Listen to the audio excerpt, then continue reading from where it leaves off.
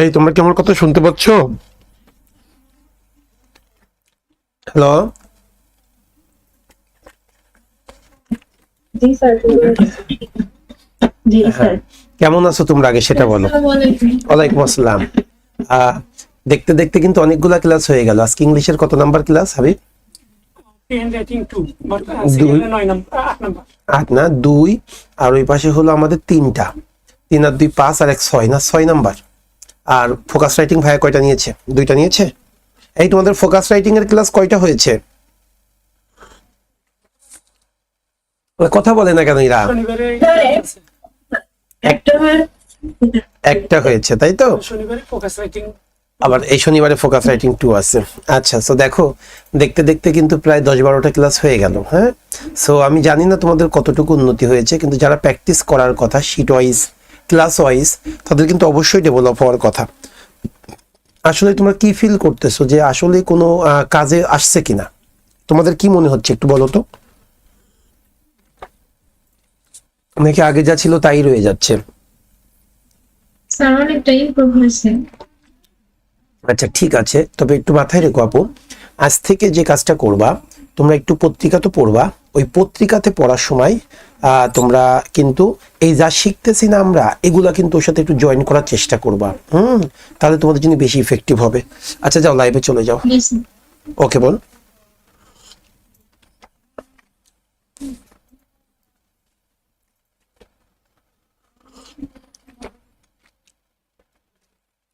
Very good জবা।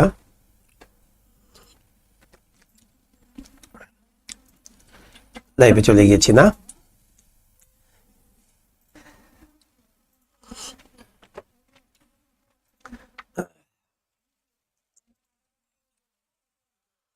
Very good জবা।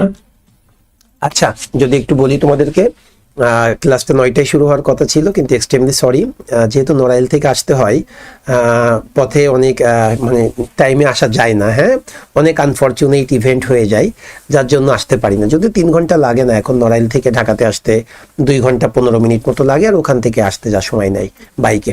তো যেটাই হোক, আমরা আজকে আমাদের যে প্রিমিয়াম রিটেন ব্যাচ যেটা আমরা কন্টিনিউ করি, আপনারা সকলেই জানেন টার্নিং পয়েন্টের 2টা ব্যাচ আছে। একটা হলো রেগুলার ব্যাচ, যেটা এমসিকিউ রিটেন ভাইবা একসাথে, আর একটা হলো অনলি রিটেন ব্যাচ, যেটাকে আমরা প্রিমিয়াম রিটেন ব্যাচ বলি বা ড্রিম ফুলফিলমেন্ট ব্যাচ বলি, স্বপ্ন পূরণের ব্যাচ বলি। যেটাই হোক, এটা হলো শুধু রিটেনের জন্য আর কি। তোমাদেরকে যদি বলি, আমাদের রিটেন ব্যাচটা আমরা চেষ্টা করি স্টুডেন্টদেরকে একটা ভালো একটা ভিতরে পজিটিভ ভাইব তৈরি করার জন্য।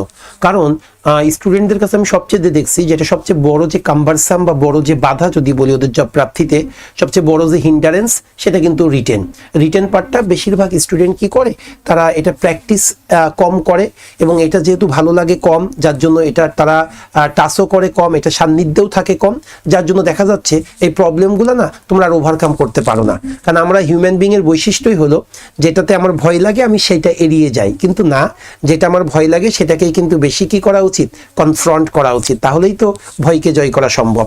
সো যেটাই বলছিলাম, আমাদের প্রিমিয়াম রিটেন ব্যাচে আমরা এখন আমাদের মোট 5টা সেগমেন্ট আছে।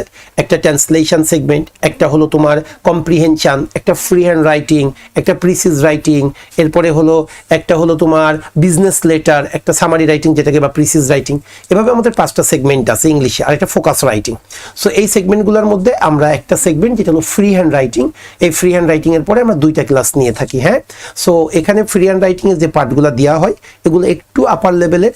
এই পার্টগুলো আপনাদের যে কাজটা করে সেটা হলো যে ইংরেজরা বা ইংলিশ রাইটিং এর ক্ষেত্রে প্রচুর পরিমাণে ভিন্নতা মানে সবাই মানে পছন্দ করে, প্রেফার করে। হ্যাঁ, স্যাররা যখন একটা রাইটিং এর মধ্যে একটু ভিন্নতা পায়, একটু স্ট্রাকচারের ভ্যারিয়েশন পায়, তুমি একই স্ট্রাকচার দিয়ে লিখতেছো, নো, স্ট্রাকচারের ভ্যারিয়েশনটা যদি একটু আসে, সেন্টেন্সের প্যাটার্নের যদি একটা ভ্যারিয়েশন আসে, তখন হয় কি তোমার লেখার মানটা অনেক উপরে চলে যায়।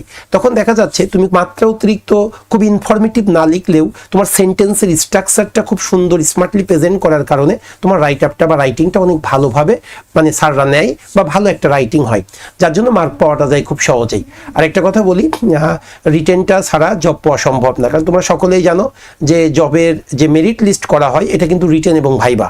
আর ব্যাংকের ক্ষেত্রে ভাইবাটাও মেজর না, কারণ সবাই অন এভারেজ 18, 19, 20, 21 পাই, শুধু রিটেনটাই তোমাকে কি করবে, চাকরিটা এনে দেবে। সেই জন্য রিটেনটা একটু ভালো করে পড়বো। সো আসি তাহলে আমরা প্রথমে যে পার্টটা আছে আমরা ফ্রি হ্যান্ড রাইটিং 1, আচ্ছা একটু আনমিউট করে কেউ বলো না, ফ্রি হ্যান্ড রাইটিং 1-এ ওই শীটে যে কয়টা পার্ট পড়িয়েছিলাম ওই শীটে প্র্যাকটিস করছো কে কে ফ্রি হ্যান্ড রাইটিং এর? এবং ফ্রি হ্যান্ড রাইটিং 1 নম্বর ক্লাসে যে পার্টটা দেখিয়েছিলাম, আমি বলছিলাম তোমরা যখন পত্রিকায় পড়বে তখন কিন্তু ওই পার্টটা একটু আইডেন্টিফাই করার চেষ্টা করবে। 3টা জিনিস পড়িয়েছিলাম, একটা হলো সাবজেক্ট এবং ভার্ব, বড় বড় সেন্টেন্সে সাবজেক্ট এবং ভার্ব নির্ণয় করার চেষ্টা করবে পত্রিকাতে। কারণ কি, তুমি যখন নির্ণয় করার চেষ্টা করবা, তুমি যখন পড়ে ওই জিনিসটা তুমি আইডেন্টিফাই করতে পারবা, তখন দেখবা তোমার খাতাতেও দেখবা ওই জিনিসগুলো আর ভুল হচ্ছে না। আর একটা ছিল ডিরেক্ট পাস্ট পার্টিসিপল, আর একটা হলো ডিরেক্ট ভার্বের সাথে আইএনজি বা রিডিউসড ক্লজ আমরা যেটাকে বলে থাকি। সো এই পার্টটা কিন্তু খুবই ইম্পর্টেন্ট। হ্যাঁ, আজকে আমি আরো 3টা পার্ট তোমাদের সামনে আমি একটু প্রেজেন্ট করব। সেটা হলো অ্যাপোজিটিভ এক্সপেনশন, আমরা কিভাবে অ্যাপোজিটিভের মাধ্যমে এক্সপেনশন করতে পারি, হ্যাঁ, বা কিভাবে আমরা এক্সট্রা তথ্যগুলো বাক্যে উপস্থাপন করি সেটা একটু দেখাবো। 2 নাম্বার হলো রিস্ট্রাকচারিং অফ সেন্টেন্স। আমরা সেন্টেন্সে আমরা যে স্ট্রাকচারে লিখি, জাস্ট এই স্ট্রাকচারের একটু এদিক ওদিক করলেই তোমার লেখাটা যে এত দারুণ হয়ে যাবে, ইনশাল্লাহ আজকে আমি দেখানোর চেষ্টা করব। আর একটা হলো সেন্টেন্স এক্সটেনশন। সাধারণত আমরা ছোট ছোট সেন্টেন্স লিখে অভ্যস্ত, কিন্তু তোমরা জানো কিনা সেন্টেন্সগুলো যত লার্জ হবে, যেহেতু তুমি অনার্স মাস্টার্স পাস করার পরে জব পরীক্ষা দাও, তোমার লেখার মধ্যে যেন এমন একটা ফিল থাকে, স্যাররা পরে যেন বোঝে না মেয়েটা একটা মাস্টার্স বা 20-22 বছর পড়াশোনা করার পরে যে পরীক্ষাটা দিচ্ছে তার জন্য ওই পরিমাণ তার লেখার মানটা উন্নত হয়েছে। সেই জন্য আমরা একটা ছোট সেন্টেন্সকে কিভাবে বড় করা যায়, আপনারা সেন্টেন্স লেখার সময় ছোট ছোট সেন্টেন্সকে কিভাবে একটু বড় করে লিখবেন, সেই ওয়েগুলো আজকে দেখাবো। সেই 3টা ওয়ে আমি ইনশাল্লাহ তোমাদের আমি দেখানোর চেষ্টা করব।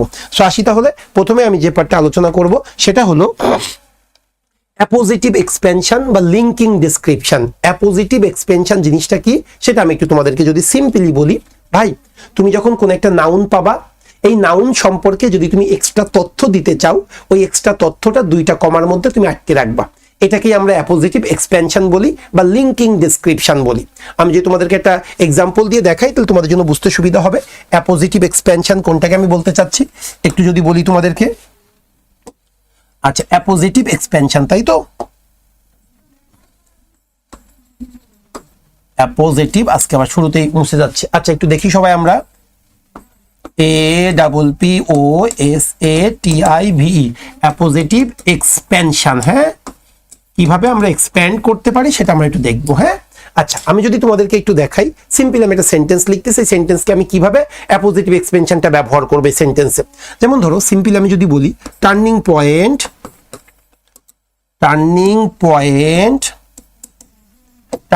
পয়েন্ট হ্যাজ ফুলফিলড, একটু দ্রুত লিখলাম, has fulfilled the dream, has fulfilled the dream.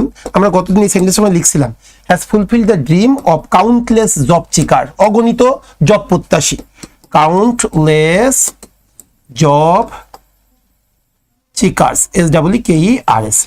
কি হলো, turning point has fulfilled, turning point বাস্তবায়ন করেছে the dream of countless job seeker, turning point অগণিত মানুষের অগণিত জব প্রত্যাশীর স্বপ্ন বাস্তবায়ন করেছে। হ্যাঁ, এটা একটা সেন্টেন্স পাইলাম।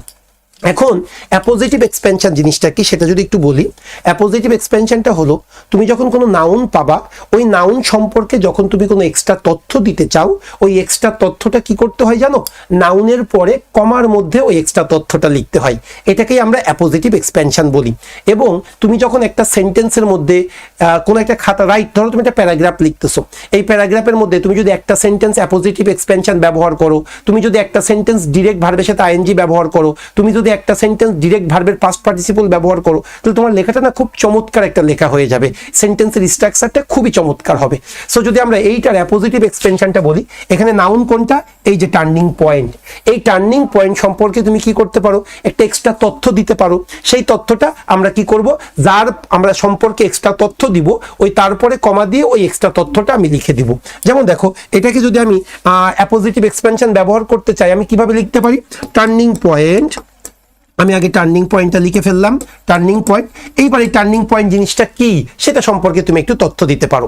যেমন টার্নিং পয়েন্টটা কি, আর ট্রাস্টেড ইনস্টিটিউশন, এটা ছাত্রদের কাছে খুব বিশ্বাসের একটা প্রতিষ্ঠান, বা আর রেপুটেটেড ইনস্টিটিউশন, এটা একটা খুব বিখ্যাত একটা ইনস্টিটিউশন। সো এই জিনিসটা আমরা কি করব, এই টার্নিং পয়েন্টের পরে আমরা কমা দিয়ে বসাই দিব। এই জিনিসটা, এই বাক্যটাকে জাস্ট কি করবো, আর একটু বড় বানানোর জন্য, সেন্টেন্সের স্ট্রাকচারের ভিন্নতা নিয়ে আসার জন্য আমি কি করব, একটু অ্যাপোজিটিভ এক্সপেনশন ইউজ করব। হ্যাঁ, বা লিঙ্কিং ডেসক্রিপশন, এই যে নাউন সম্পর্কে এক্সট্রা আমি তথ্য দিব। টার্নিং পয়েন্ট, এরপর আমি কমা দিয়ে কি লিখবো, আর রেপুটেটেড ইনস্টিটিউশন, এটা লিখলেই হয়েছে, বা ট্রাস্টেড বা রেপুটেটেড ইনস্টিটিউশন, আর রেপুটেটেড ইনস্টিটিউশন। ভাই এই যে এক্সট্রা তথ্যটা দিয়েছি, এই তথ্যটা কিন্তু একটু কমার মধ্যে আমি আটকায় রাখবো, যা আছে সেন্টেন্স তাই লিখবো, শুধু নাউনের এক্সট্রা কিছু তথ্য আমি কমার মধ্যে বসাবো। সো এই যে দেখেন টার্নিং পয়েন্ট, এটার পর একটা কমা দিয়েছি, সেই জিনিসটা কি, টার্নিং পয়েন্ট কি, এটা একটা রেপুটেটেড ইনস্টিটিউশন, আর রেপুটেটেড ইনস্টিটিউশন কমা দিয়ে দিলাম, এরপর যা আছে তাই। এরপর এই যে সেন্টেন্স যা ছিল, has fulfilled the dream of countless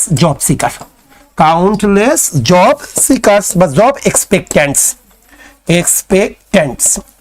অগণিত জব প্রত্যাশী। সো এই হলো মূল বিষয়টা, তোমরা এগুলো একটু মাথায় রাখবা।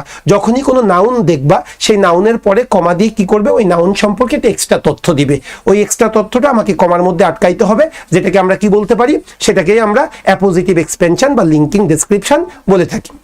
ওকে, যেমন দেখো আমরা সিম্পলি যদি বলি যে Nesar sir is now staying at USA, Nesar sir এখন কোথায় অবস্থান করতেছে, ইন ইউএসএ তে অবস্থান করতেছে। সো এই যে Nesar sir is now staying in USA, Nesar sir এখন ইউএসএ তে অবস্থান করতেছে।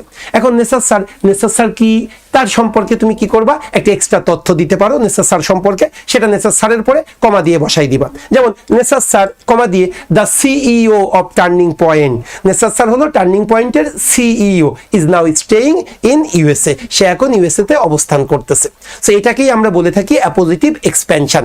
এখন এই জিনিসটা কিন্তু ভাই খুব ইজি একটা জিনিস, এটা দখলে নিয়ে আসা আহামরি কোনো কঠিন কিছু না, কিন্তু এটা আমরা যখন লিখি বা আমরা কোনো এসে বা প্রিসিজ রাইটিং বা কম্প্রিহেনশন লিখবো, আমরা এই জিনিসটা না বাস্তবায়ন করি না, আমরা আমার লেখাতে এই জিনিসটার ইউজ করি না, এটা কিন্তু আমাদের একটা প্রবলেম।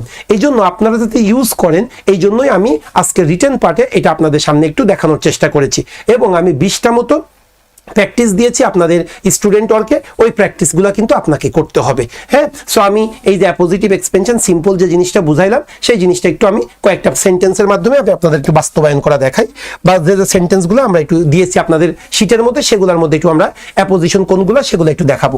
যেমন দেখেন, দ্য রোড ইন প্যারিসের রাস্তা, the most romantic city in the world. ভাই একটা জিনিস খেয়াল করেছেন কিনা, এই সেন্টেন্সে মূল বাক্য কোনটা জানেন? মূল বাক্যটা হলো the road in Paris have no stop sign. ভাই প্যারিসের রাস্তাগুলোর কোনো স্টপ সাইন থাকে না। হ্যাঁ, দ্য রোডস অফ প্যারিসের রাস্তাগুলোর হ্যাভ নো স্টপ সাইন, এখানকার রাস্তাগুলোর কোনো স্টপ সাইন নেই। এখন দ্য রোডস ইন প্যারিস, এই যে প্যারিস সম্পর্কে আমি যদি এক্সট্রা কোনো তথ্য দিতে চাই, সেই তথ্যটা আমি কি করব, আমি কমার মধ্যে আবদ্ধ করব। সেই এক্সট্রা তথ্যটা কি, the most romantic city in the world. প্যারিসকে কিন্তু পৃথিবীর সবচেয়ে রোমান্টিক সিটি বলা হয়ে থাকে। So the roads of Paris, এই যে দেখেন কমার পরে যে অংশটা দিয়েছি, এটাকেই আমরা কি বলে থাকি, অ্যাপোজিশন বলি। আর এই অ্যাপোজিশন কি করে, নাউন সম্পর্কে এক্সট্রা তথ্য প্রদান করে। নাউন বা প্রোনাউন সম্পর্কেও কিন্তু এক্সট্রা তথ্য প্রদান করতে পারে। তাহলে নাউন সম্পর্কে যখন কোনো এক্সট্রা তথ্য প্রদান করব, সেই এক্সট্রা তথ্যটা আমি কমার মধ্যে আবদ্ধ করে রাখবো, সেটাকে আমরা কি বলে থাকি, অ্যাপোজিশন বলি। আর এটা আমি কেন, অবশ্যই আমি আমার রাইটিংয়ে আমি এই অ্যাপোজিশনের ব্যবহারটা করব, কারণ অ্যাপোজিশনের ব্যবহারটা করলে আমার লেখার মানটা কিন্তু অনেক বেড়ে যায়। সো দেখেন, আমি যদি আরেকটা সেন্টেন্স পড়ি, দেখেন এগুলো সব কিন্তু পত্রিকা থেকে নেওয়া হয়েছে। হ্যাঁ, যেমন দেখেন, দ্য ভিকটিমসরা আক্রান্তকারীরা অ্যাকিউজড দ্য ক্যাম্পাস ছাত্রলীগ। ওই যে ভিকটিমসরা তারা কাকে অভিযুক্ত করেছিল, ক্যাম্পাসের ছাত্রলীগকে অভিযুক্ত করেছিল। এখন ছাত্রলীগ কারা, সেইটা একটু আপনাদেরকে বর্ণনা দিয়েছে। এই যে দেখেন, the student wing of Bangladesh Awami League. Chhatra League হলো বাংলাদেশ আওয়ামী লীগের একটা স্টুডেন্ট উইং বা ছাত্র সংগঠন। মূল বাক্য কোনটা, মূল বাক্য কিন্তু এইটা, the victims accused the campus Chhatra League. ভিকটিমসরা ক্যাম্পাসের ছাত্রলীগদের কি করেছিল, অভিযুক্ত করেছিল, কিসের জন্য, of carrying out such heinous attack on them. তাদের ওপরে যে আঘাতটা করা হয়েছিল, ওই আঘাতের জন্য ছাত্রলীগকে তারা কি করেছিল, দোষ দিয়েছিল। এইবার ওই যে ছাত্রলীগ সম্পর্কে আমি যখন এক্সট্রা কোনো তথ্য দিতে চাবো, কিসের জন্য দিব, আমার সেন্টেন্সের মান বা সেন্টেন্সের স্ট্যান্ডার্ড বৃদ্ধি করার জন্য। সেইটাই কি করব, আমি কমার মধ্যে আমি আটকে রাখবো। সো কি হবে সেটা, the student wing of Bangladesh Awami Awami League. এই যে the student wing of Bangladesh Awami League, এটা কি হয়েছে, ওই ছাত্রলীগ সম্পর্কে ওর একটা পরিচিতি দিয়েছে, ওর সম্পর্কে একটা আইডেন্টিটি এক্সপ্রেস করেছে। সো এটাই হলো আমার অ্যাপোজিটিভ অফ এক্সপেনশন। এরপরে যদি আমি আরেকটা সেন্টেন্স দেখি আপনাদের বোঝানোর জন্য, সবাই একটু দেখেন, দ্য কম্পিউটার হ্যাকার্স। আচ্ছা, এখন আমি যদি একটু বলি, যখন আমরা কোনো এক্সট্রা তথ্য দিব, এক্সপেনশন দিব, শুধুই যে আমরা কমা ইউজ করব তা কিন্তু না, আমরা কমার মধ্যেও দিতে পারি, আবার কি ইউজ করতে পারি, আমরা কিন্তু একটা ড্যাশ সাইনও ইউজ করতে পারি। ওকে, সো এই দুইটার যে কোনো একটা ব্যবহার হয়, তবে যেহেতু কমার মাধ্যমেই আমরা সবকিছু করে থাকি, যার জন্য আমি বারবার কমার কথাটা বলতেছি। ওকে, সো আসেন আমি এরকম একটা সেন্টেন্স দেখাই, তাহলে আপনারা বুঝতে পারবেন। দ্য কম্পিউটার হ্যাকার্স, কম্পিউটারের হ্যাকাররা, behind the bridge are believed, কম্পিউটার হ্যাকারদের বিশ্বাস করা হতো, to have got away with about 81 million US dollar. So computer হ্যাকারদের বিশ্বাস করা হতো তারা প্রায় 81 মিলিয়ন কি করেছে, চুরি করেছে। বাংলাদেশ ব্যাংকে যে টাকাটা হ্যাক হয়ে গিয়েছিল সেই সম্পর্কে বলতেছে। এই যে দেখো, এইবার এই পুরা ঘটনা সম্পর্কে আমি একটা এক্সট্রা তথ্য বলতেছি। মূল বাক্যটা কি ছিল, যে কম্পিউটার হ্যাকাররা বাংলাদেশ ব্যাংক থেকে কত মিলিয়ন ডলার থেফট করেছে, 81 মিলিয়ন ডলার কি করেছে, থেফট করেছে। এবার এই যে 81 মিলিয়ন ডলার চুরি করেছে, এই সম্পর্কে একটা এক্সট্রা তথ্য দিচ্ছি। সেটা কি, one of the largest known bank robber in the history of the world, যেটা হলো পৃথিবীর ইতিহাসের সর্বোচ্চ ব্যাংক রোবারের একটা, ব্যাংক ডাকাতির একটা। সো এই যে এক্সট্রা তথ্য যখন দিব, তখন আমরা কমার মাধ্যমে ইউজ করতে পারি, অথবা কি করতে পারি, একটা আমরা ড্যাশ সাইন ইউজ করতে পারি। সো আসো 4 নাম্বার কোশ্চেনটা কি বলতেছে সেটা যদি একটু দেখি। In 2013 সালে the capital city signed a deal to dredge some of the canals। তাহলে 2013 সালে দ্য ক্যাপিটাল সিটি, এই ক্যাপিটাল মানে বিভাগীয় শহরটি, সাইন দ্য ডিল, তারা একটা চুক্তিতে সাইন করেছিল, টু ড্রেজ, খনন করার জন্য, সাম অফ দ্য ক্যানেল। তাহলে মনে ঢাকা শহর, ঢাকা সিটি কিছু ক্যানেল বা খাল খনন করার জন্য তারা কি করেছিল, সাইন করেছিল। Following the examples of Sylhet, কিসের ধারাবাহিকতায়, সিলেট শহরে যেভাবে খাল খনন করা হয়েছিল ওই রূপে বা ওই জিনিসটা ফলো করে ঢাকা সিটিও কি করেছিল, ক্যানেল খনন করার জন্য তারা কিছু প্রজেক্ট হাতে নিয়েছিল। এইবার দেখেন, এই যে সিলেট, সিলেট একটা নাউন, এই সম্পর্কে আমি একটু এক্সট্রা তথ্য দিতে চাচ্ছি, সেটা আমি কি করব, কমার মাধ্যমে দিতে চাচ্ছি। এই যে দেখেন, another Bangladeshi city suffering from water logging, Dhaka শহরের মতো এই সিলেট শহরও কি পানি যে জলবদ্ধতা, এই জলবদ্ধতায় আক্রান্ত। Okay, but there has been little sign of progress, কিন্তু সেখানে উন্নয়ন নেই বললেই চলে। তার মানে আপনাকে বুঝতে হবে এই সেন্টেন্সগুলো আমরা কিভাবে লিখতেছি। দেখেন, এটা কিন্তু একটা সেন্টেন্স এইভাবে আমাকে বড় করতে হবে। আমরা যে বলি ছোট ছোট সেন্টেন্সগুলো লিখি, নো, আপনার সেন্টেন্সগুলো অবশ্যই এনলার্জ হওয়া উচিত। যেহেতু আপনাকে বুঝতে হবে জব প্রাপ্তি যারা খাতা দেখে তারা কিন্তু দেখবেন পেপার পত্রিকার স্টাইলে কিন্তু যদি আপনি লিখতে পারেন, যেমন আর্টিকেল যেভাবে লেখা হয়, একটা পত্রিকা আপনি পড়বেন, ওই পত্রিকায় দেখবেন সেন্টেন্সগুলো ছোট না বড় বড় করে আছে। বিশেষ করে ইন্ট্রোডাকশনের যে প্রথম 2-3টা সেন্টেন্স আপনি একটু আজকে দেখবেন, যখন কালকে যখন ডেইলি স্টার পড়বেন, ডেইলি স্টারে একটা আর্টিকেলে আপনি দেখবেন প্রথম সেন্টেন্সটা ছোট দেওয়া আছে না বড় করে লেখা আছে, ওখানে দেখবেন প্রচুর পরিমাণে অ্যাপোজিশনের ব্যবহার থাকে। সেই জিনিসগুলো আপনারা কিন্তু একটু মাথায় রাখার চেষ্টা করবেন। আচ্ছা, আমরা আরেকটা জিনিস পড়ি। In connection with the killing of Major Sinha on July 31, 2020, July 31, 2020 সালে মেজর সিনার মৃত্যুর সাথে সংযুক্ত থাকার জন্য a good number of police officers, অধিক সংখ্যক পুলিশ অফিসার্স, ইনক্লুডিং আ সিনিয়র অফিসার, সেই সাথে একজন ঊর্ধ্বতন কর্মকর্তা সহ অনেকগুলা পুলিশ অফিসারকে হ্যাভ বিন সাসপেন্ড করা হয়েছিল, and arrested for cross fire killing, cross fire killing করার জন্য, ক্রস ফায়ারে মারার জন্য তাদেরকে কি করা হয়েছিল, অ্যারেস্ট করা হয়েছিল। এখন এই যে ক্রস ফায়ার কিলিং, এই সম্পর্কে আমি এক্সট্রা একটু তথ্য দিতে চাচ্ছি, আমি এক্সট্রা বর্ণনা দিতে চাচ্ছি, যেটাই অ্যাপোজিটিভ, সেই জিনিসটা কি করব, আমরা ক্রস ফায়ার কিলিং এর পরে কমা দিয়েও লিখতে পারি, আমরা ড্যাশ সাইন দিয়েও লিখতে পারি। কি বলবো ভাই, দা ইউফেমিজম, ইউফেমিজম মানে সুভাষণ, হ্যাঁ, খারাপ জিনিসটাকে একটু ভালো করে প্রকাশ করা, ভালো ভাষায় বলা। The euphemism often used in Bangladesh, যে সুভাষণটা প্রায় বাংলাদেশে ব্যবহার করা হয় for summary executions by security force, security force দ্বারা বিচার বহির্ভূত হত্যার জন্য যেটাকে আমরা সুভাষণ হিসাবে ব্যবহার করি। অ্যাকচুয়ালি ক্রস ফায়ার মানে কি, তাকে বিচারের বাইরেই মেরে ফেলা, তাই না? সেইটাকে আমরা একটু সুভাষণ সুন্দর করে বলার জন্য আমরা কি করি, ক্রস ফায়ার ইউজ করি। তাহলে কি দাঁড়াইলো, যে মেজর সিনার ক্রস ফায়ারের সাথে জড়িত থাকার জন্য a good number of police officers including a senior, senior officer.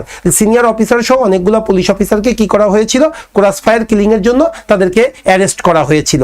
এখন ওই ক্রস ফায়ার কিলিং জিনিসটা কি সেটা সম্পর্কে এক্সট্রা একটা তথ্য দিচ্ছি। দ্য ইউফেমিজম, সেটা হলো একটা সুভাষণ। কি সম্পর্কে সুভাষণ? যেটা প্রায় বাংলাদেশে ব্যবহার করা হয় বিচার বহির্ভূত হত্যার জন্য। সো আমি আশা করি তোমাদেরকে আমি অ্যাপোজিটিভ এক্সপেনশন ইনশাল্লাহ একটু মানে বুঝাইতে পেরেছি। এই অ্যাপোজিটিভ এক্সপেনশন সেন্টেন্সে ব্যবহার করা অত্যাবশ্যক বলতে পারো। তুমি প্রত্যেকটা সেন্টেন্স মানে কোশ্চেনের জন্য, ধরো তুমি একটা ফোকাস রাইটিং লিখতেছো, এই ফোকাস রাইটিং এ মিনিমাম 2 জায়গায় তোমার অ্যাপোজিটিভ এক্সপেনশন থাকা উচিত। ফুল ফোকাস রাইটিং এর কথা বলতেছি। মিনিমাম 2 জায়গায় ডিরেক্ট পাস্ট পার্টিসিপল থাকা উচিত। মিনিমাম 2 জায়গায় ভার্বের সাথে ডিরেক্ট ভার্বের সাথে আইএনজি থাকা উচিত। এগুলো শিখতে পারলে আমার সেন্টেন্সের প্যাটার্নটা খুব সুন্দর হয়ে যাবে। সো আমার পুরো ক্লাসটাই কিন্তু একটা সেন্টেন্সকে তুমি কত ভিন্ন উপায়ে ব্যবহার করতে পারো এই বিষয়টাই কিন্তু আজকে আমি এক্সপ্লেইন করার চেষ্টা করব। আচ্ছা একটু যদি দেখি, তাসনুভা বিনতে, আচ্ছা স্যার অনলাইন কোর্সে ইংলিশ সব ক্লাসগুলো কি? হ্যাঁ আমি সবগুলা ক্লাস নিয়ে থাকি। ওকে, অসংখ্য ধন্যবাদ ভাই। আচ্ছা, যে কোনো প্রয়োজনে বাপ্পি ভাইয়ের সাথে তোমরা যোগাযোগ করতে পারো। বাপ্পি ভাই আমাদের সাথে আছে, একটু অনুরোধ করবো নাম্বারটা দিয়ে দেওয়ার জন্য বাপ্পি ভাই। আচ্ছা, সো একটু চলে আসি আমরা তাহলে। আমরা প্রথম যে আমাদের আলোচনার বিষয়টা সেটা হলো অ্যাপোজিটিভ এক্সপেনশন। সো আমি সেটা এই পর্যন্ত রাখতেছি। তারপরে যদি তোমাদের কোনো প্রবলেম থাকে অবশ্যই আমার সাথে আলোচনা করবে। এখন আমি তোমাদেরকে নেক্সট আমাদের যে আলোচনা রিস্ট্রাকচারিং অফ সেন্টেন্স, এই পার্টটাই মূলত আজকে বড় একটা পার্ট। সো এই জন্য আমি একটু এই পার্টটা তোমাদেরকে একটু বলবো। আচ্ছা, রিস্ট্রাকচারিং অফ সেন্টেন্স জিনিসটা কি সেটা যদি একটু তোমাদেরকে বলি। আচ্ছা, আমরা যখন কোনো ট্রান্সলেশন করি সাধারণত আমরা একটি স্ট্রাকচার ফলো করি। হ্যাঁ, যদিও কিন্তু আমি কোনো ট্রান্সলেশন তোমাদের স্ট্রাকচার দিয়ে করাইনি, কোনোভাবেই কিন্তু আমি স্ট্রাকচারকে সাপোর্ট করি না। কারণ কি? কারণ স্ট্রাকচারের মধ্যে তুমি যদি একবার ঢুকে যাও, বিশ্বাস করো তুমি কোনোদিন দ্রুত ট্রান্সলেশন করা শিখতে পারবে না। আমি যে ওয়েতে ট্রান্সলেশন করিয়েছি এটাকে বেস্ট বলবো না, কিন্তু আমি দেখেছি, আমি অনেকগুলো প্র্যাকটিস মানে অনেক স্টুডেন্টের সাথে এই ওয়েতে আমি পড়িয়ে দেখেছি, তারা খুব দ্রুত ট্রান্সলেট করতে পারে, খুব দ্রুত কোপ উইথ করতে পারে। কিন্তু ওই গ্রামার দিয়ে মধ্যে যদি তুমি আটকে যাও ট্রান্সলেশন শিখতে পারবে না।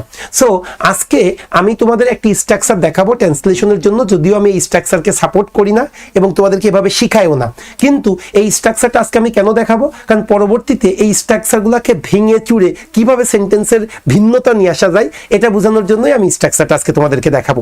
সো দেখো, আমি একটা সেন্টেন্স ট্রান্সলেশন করাবো মূলত আজকে। এই ট্রান্সলেশনটা কি লিখেছি ভালো করে বুঝবে। বাংলাদেশ বিগত এটা একসাথে হওয়া উচিত ছিল। বাংলাদেশ বিগত 1 দশক ধরে, 3টা ওয়ার্ড, হ্যাঁ, বাংলাদেশ বিগত 1 দশক ধরে বিশ্বের দ্বারে নিজের অবস্থান নিশ্চিত করতে বর্তমান প্রজন্ম ও সরকারের হাত ধরে উন্নয়নশীল থেকে উন্নত দেশের খেতাবের দিকে বিপুল বিক্রমে এগিয়ে চলছে। এটা একটা ট্রান্সলেশন, পরীক্ষায় এসেছিল। এখন এই সেন্টেন্সটাকে আমরা ট্রান্সলেট করব। তবে মাথায় রাখো, বাংলা থেকে ইংলিশ তুমি যখন ট্রান্সলেট করো, যত বড় সেন্টেন্সই হোক না কেন, ওই সেন্টেন্সগুলা আমরা সাধারণত একটা স্ট্রাকচার মেনটেন করে আমরা করে থাকি। সেই স্ট্রাকচারটা আমি একটু তোমাদেরকে দেখাবো, তারপরে সেই স্ট্রাকচারটাকে কিভাবে রিস্ট্রাকচার করা যায় আমি সেটা আলোচনা করব। একটু দেখবে ভাই, এটা কিন্তু খুব কম আলোচনা হয়ে থাকে। হ্যাঁ, আচ্ছা, সো একটা বাংলা থেকে ইংলিশ যত বড় বাক্যই হোক না কেন, আমি যে স্ট্রাকচারটা তোমাদেরকে এখন লিখে দিব, এই স্ট্রাকচারের বাইরে কোনো কিছু আসতে পারে না, অবশ্যই পারে না। সেই জন্য সেই স্ট্রাকচারটা তোমাদেরকে একটু দেখাবো, ভালো করে বুঝবা। আমরা যখন বাংলা থেকে ইংলিশ ট্রান্সলেশন করব, তখন আমরা যে স্ট্রাকচারটা ফলো করে থাকি সেই স্ট্রাকচারটা যদি বলি, প্রথমে তুমি যখন ইংলিশে ট্রান্সলেট করা শুরু করবে, প্রথমে তুমি কি লিখবে জানো? প্রথমে তুমি সাবজেক্ট লিখবে। সাবজেক্টের পরে যে বিষয়টা আমরা লিখি সেটা হলো অ্যাডভার্ব অফ ফ্রিকোয়েন্সি। তাহলে তুমি যখন ইংলিশ বাক্য লিখবে, এই ইংলিশ বাক্য বাংলা থেকে ইংলিশ ট্রান্সলেশন করার ক্ষেত্রে প্রথমে যা বসাইতে হয় সেটা হলো প্রথমে সাবজেক্ট বসাবে, তারপরে অ্যাডভার্ব অফ ফ্রিকোয়েন্সি। আচ্ছা, কোনগুলাকে অ্যাডভার্ব অফ ফ্রিকোয়েন্সি বলে তোমাদেরকে যদি একটু বলি, sometimes, generally, often, regularly, hardly, seldom, এগুলাকে আমরা কি বলি? অ্যাডভার্ব অফ ফ্রিকোয়েন্সি বলি। তাহলে তুমি প্রথমে সাবজেক্ট বসাবে, তারপরে এই অ্যাডভার্ব অফ ফ্রিকোয়েন্সি বসাবে, তারপরে কি বসাবে জানো? তারপরে ভার্ব বসাবে। আচ্ছা, ভার্বের পরে কি বসাবে? Indirect object. ইনডিরেক্ট অবজেক্ট মানে ব্যক্তিবাচক অবজেক্ট। ইনডিরেক্ট অবজেক্টের পরে কি বসাবে? ডিরেক্ট অবজেক্ট মানে বস্তুবাচক অবজেক্ট বসাবে। তারপরে কি বসাবে? তারপরে ডিরেকশন, কোন দিকে, দিক বুঝাবে, ডিরেকশন বসাবে। তারপরে কি বসাবে? Manner of doing the work, কিভাবে কাজটা করতেছে, ম্যানার কিভাবে। এরপরে কি হবে? উইথ দ্য অ্যাকম্পানি, কার সাথে সে ওই কাজটা সম্পাদন করতেছে। এরপরে কি হয়? প্লেস বসাইতে হয়, মানে জায়গা বসাইতে হয়। এরপরে টাইম, সময় বসাইতে হয়। এরপরে রিজন, কারণটা বসাইতে হয়। সো আমরা যখন কোনো ইংলিশ মানে বাংলা থেকে ইংলিশে ট্রান্সলেশন করব, সো আমরা এই স্ট্রাকচারগুলো ফলো করি। আমি যদি এই স্ট্রাকচারগুলোকে একটু সংক্ষেপে যেভাবে লিখি সেটা যদি বলি, তুমি যখন বাংলা থেকে ইংলিশ ট্রান্সলেশন করবে প্রথমে তুমি সাবজেক্ট খুঁজবে। একটু যদি বলি, প্রথমে হবে সাবজেক্ট, সাবজেক্টের পরে কি হবে, এএফ, অ্যাডভার্ব অফ ফ্রিকোয়েন্সি বসাইতে হবে, অ্যাডভার্ব অফ ফ্রিকোয়েন্সি। প্রথমে সাবজেক্ট বসাবে, তারপরে অ্যাডভার্ব অফ ফ্রিকোয়েন্সি বসাবে, তারপরে ভার্ব বসাবে, তারপরে অবজেক্ট 1 তার মানে কি ব্যক্তিবাচক অবজেক্ট, তারপরে অবজেক্ট 2 তার মানে কি বস্তুবাচক অবজেক্ট, এরপরে কি হবে দিক হবে, তারপরে কিভাবে, তারপরে কার সাথে, এরপরে প্লেস, টাইম, রিজন। এই স্ট্রাকচারগুলো ফলো করে আমাদেরকে কি করতে হয়, ইংলিশ থেকে বাংলা ট্রান্সলেশন করতে হয়। তোমাদের মধ্যে যে কেউ একজন আনমিউট করো, আনমিউট করে এই স্ট্রাকচারটা একটু পড়ে শোনাবে আমাকে। তুমি যখন বাংলা থেকে ইংলিশ ট্রান্সলেট করবে প্রথমে কি লিখবে, দ্রুত আনমিউট করতে হবে। হ্যাঁ হ্যাঁ বলো বোন, তুমিই বলো। হ্যাঁ তুমি যে বললা কে, পিঙ্কি নাকি? Adverb of frequency. আচ্ছা তাহলে প্রথমে বসাবো সাবজেক্ট। বোন সাবজেক্টের পরে কি হবে একটু কথা বলো। Adverb of frequency. আচ্ছা তাহলে প্রথমে সাবজেক্ট বসাইলাম, তারপরে অ্যাডভার্ব অফ ফ্রিকোয়েন্সি বসাইলাম, তারপরে কি বসাবো, তারপর ভার্ব বসাবো। ভার্ব বসাবো, তারপরে কি বাচক অবজেক্ট বসাবো, অবজেক্ট 1 ব্যক্তিবাচক। ব্যক্তিবাচক অবজেক্ট। আচ্ছা তারপরে কি বসাবো, বস্তুবাচক অবজেক্ট। তারপরে কি বসাবো, ডিরেকশন, দিক, কোন দিকে যাচ্ছে।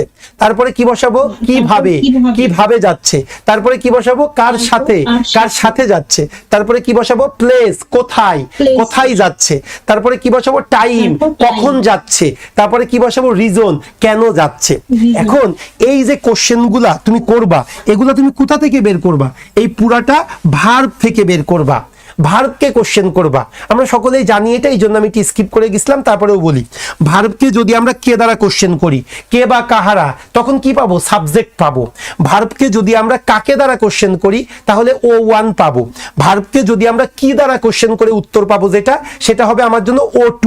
এই ভার্বকে কোন দিকে, কোন দিক, দিক দিয়ে কোশ্চেন করলে যে উত্তরটা পাবো সেটাকে দিক বলবো। এই যে কিভাবে কোশ্চেন করব, কার সাথে, ভার্বের কাছে। এই যে কার সাথে কোশ্চেন করব, কাকে, ভার্ব।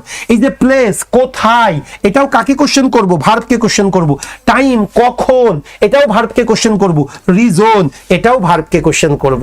সো আমরা একদম যারা ফান্ডামেন্টালি আমাদের কাছে আসে, আমাদের জানা কিনা নতুন একটা কোর্স আমরা লঞ্চ করতেছি, সেটা একদম ফান্ডামেন্টাল, একদম জিরো থেকে আপনাকে অ্যাডভান্স পর্যন্ত পুরাটা দেখানো হবে। হ্যাঁ, সো ওই ক্ষেত্রে যারা একদমই মানে ট্রান্সলেশন করতে পারে না তাদের জন্য আমরা এই স্ট্রাকচারটা দেখাই দিই। হ্যাঁ, এখন তোমাদের কিন্তু এই স্ট্রাকচারটা দেখাচ্ছি ট্রান্সলেশন করার জন্য না, কিভাবে ওই একটা বাক্যকে ভিন্নতা নিয়ে আসা যায় সেটা মূলত আজকে দেখাবো। কিন্তু তার আগে যারা আজকে ট্রান্সলেশন করতে ভয় পাও তাদেরকেও বলবো এই স্ট্রাকচার তোমরা ফলো করতে পারো, কারণ এই স্ট্রাকচার ফলো করলে কখনোই তোমার ট্রান্সলেশন ভুল হবে না।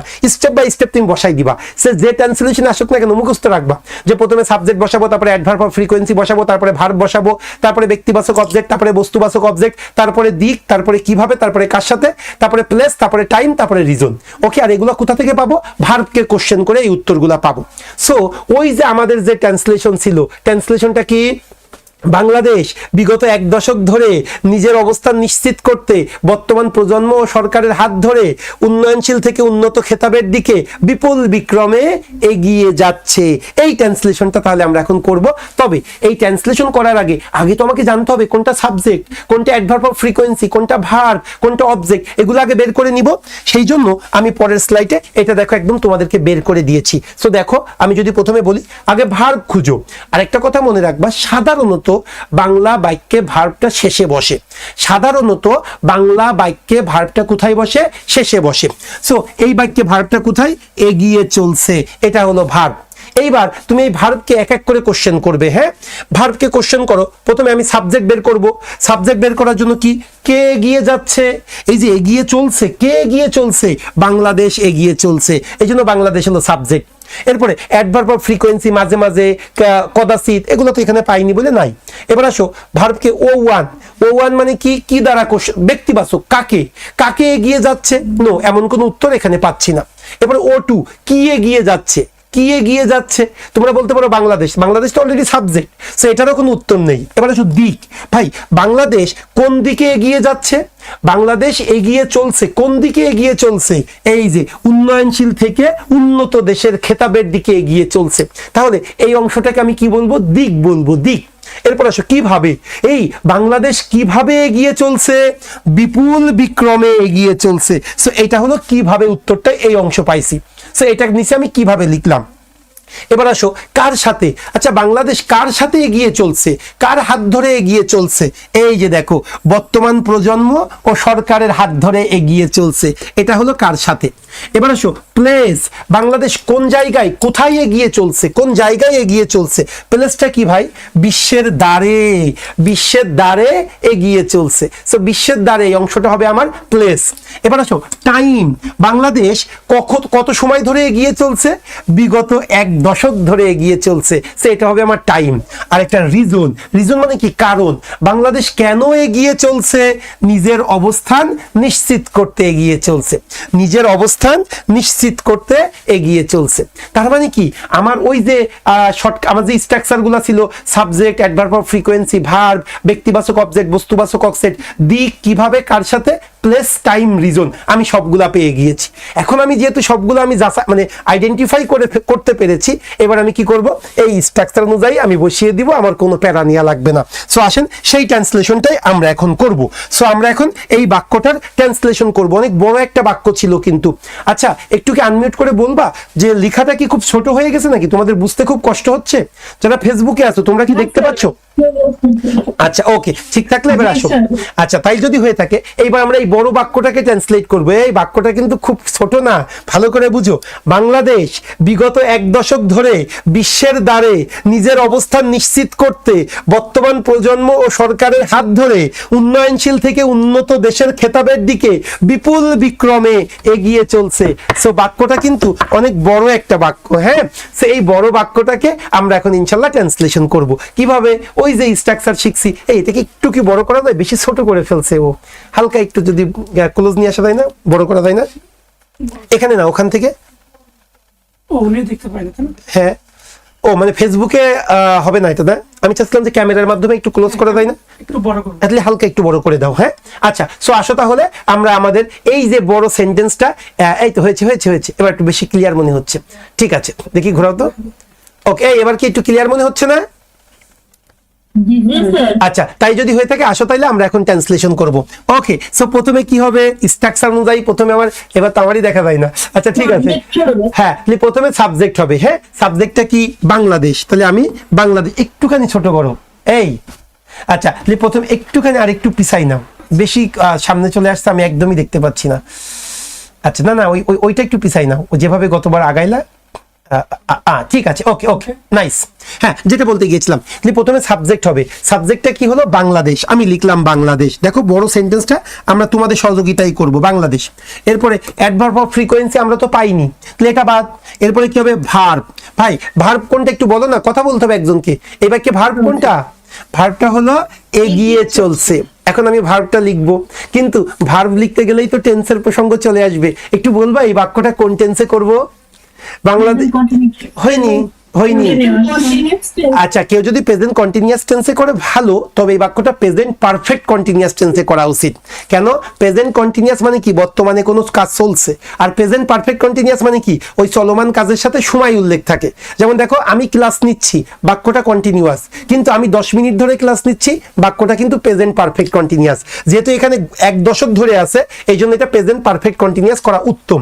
ওকে, সো আসো তাইলে আমি এটা প্রেজেন্ট পারফেক্ট কন্টিনিউয়াস করব। মানে কি, হ্যাভ বিন অথবা হ্যাজ বিন প্লাস ভার্বের সাথে আইএনজি। তাহলে প্রথমে সাবজেক্ট লিখলাম বাংলাদেশ, এরপরে কি লিখবো, এরপরে ভার্ব লিখবো। ভার্ব কোনটা, এগিয়ে চলছে।